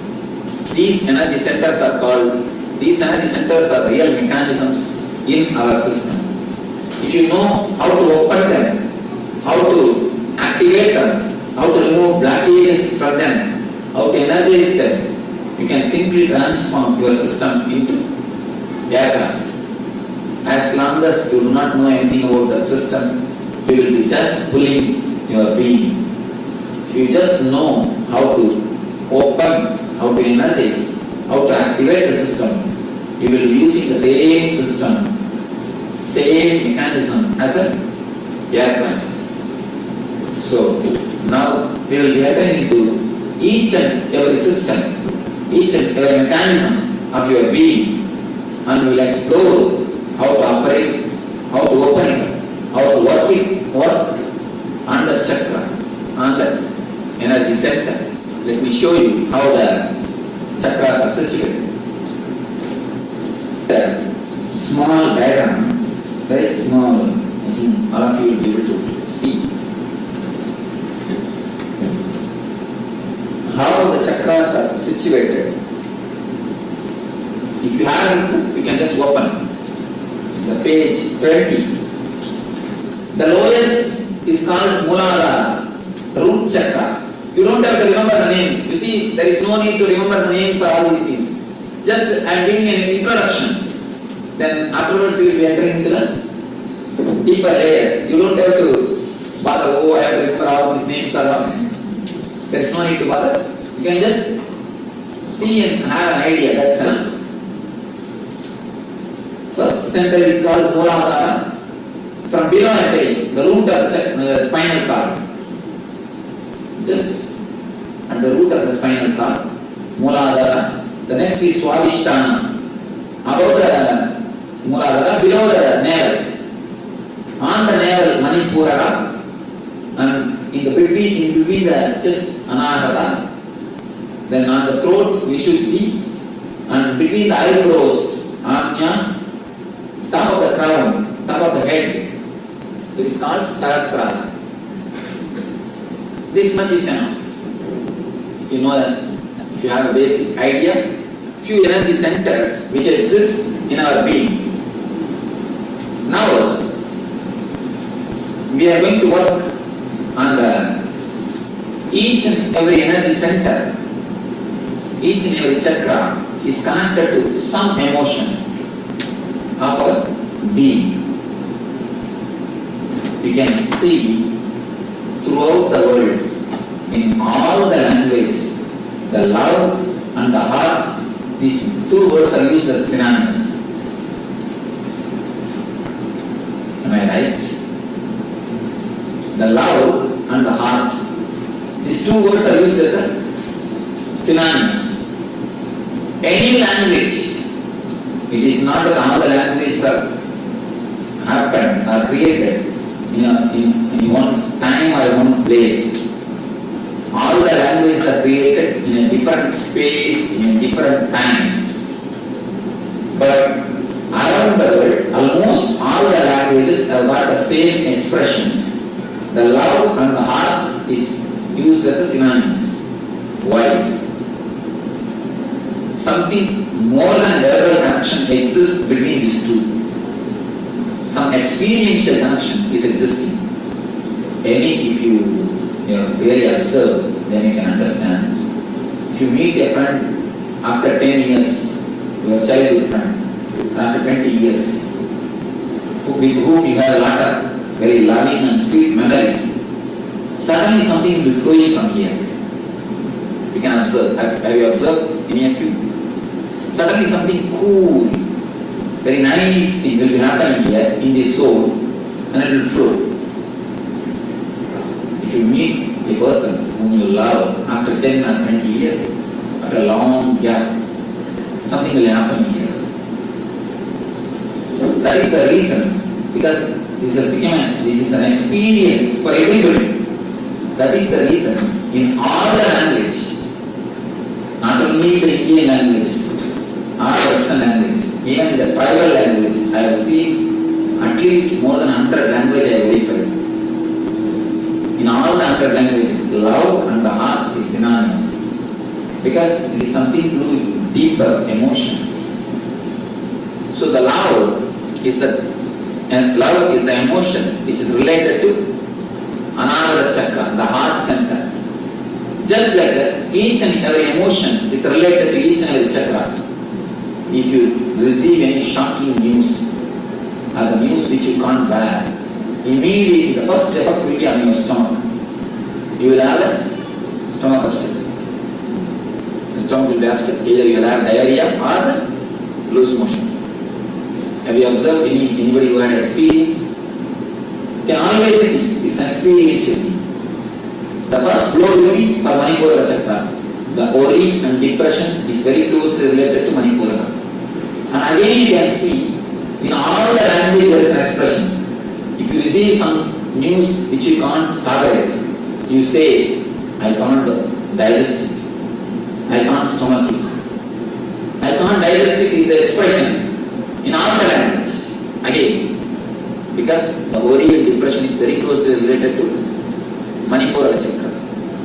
Like this, each and every emotion, the sex is related to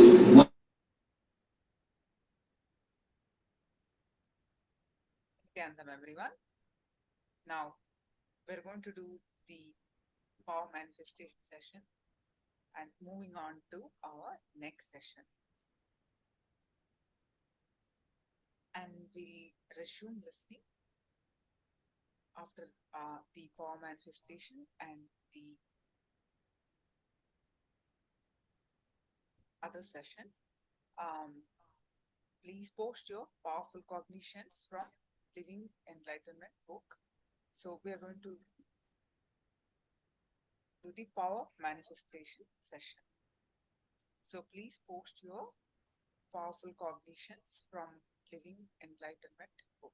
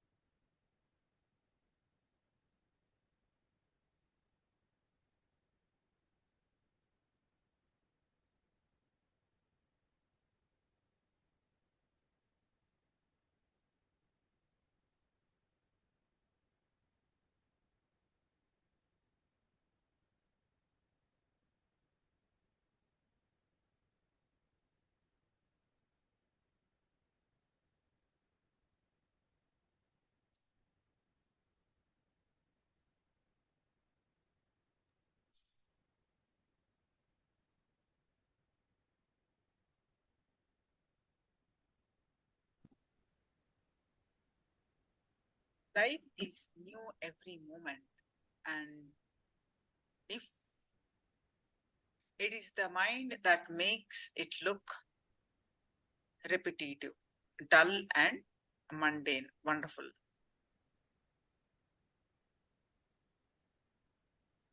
Others also, please post your powerful cognitions. Another minute. And do you have the Living Enlightenment soft copy? All the new participants that have joined.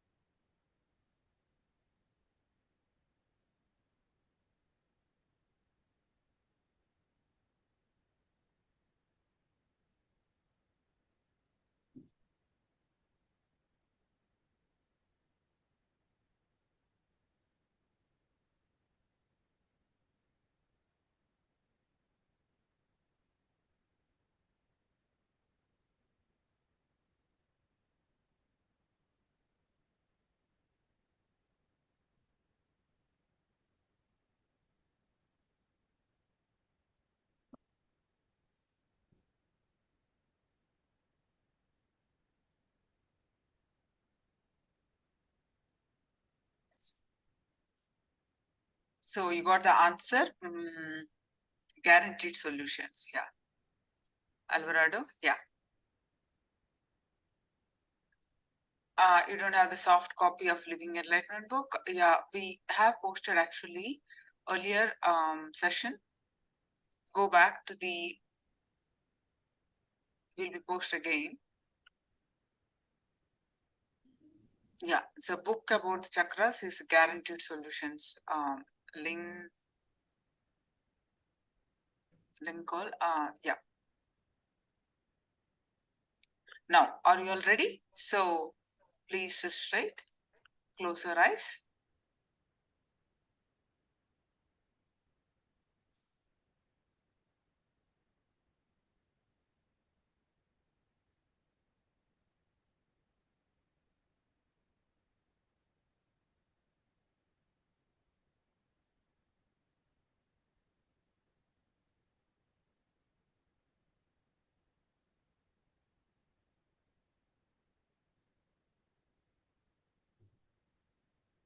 Visualize Swamiji's form in your third eye.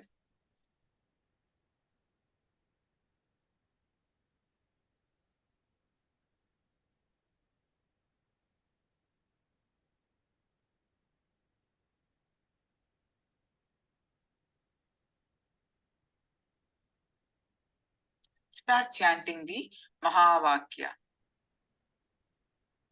and experience the space of oneness.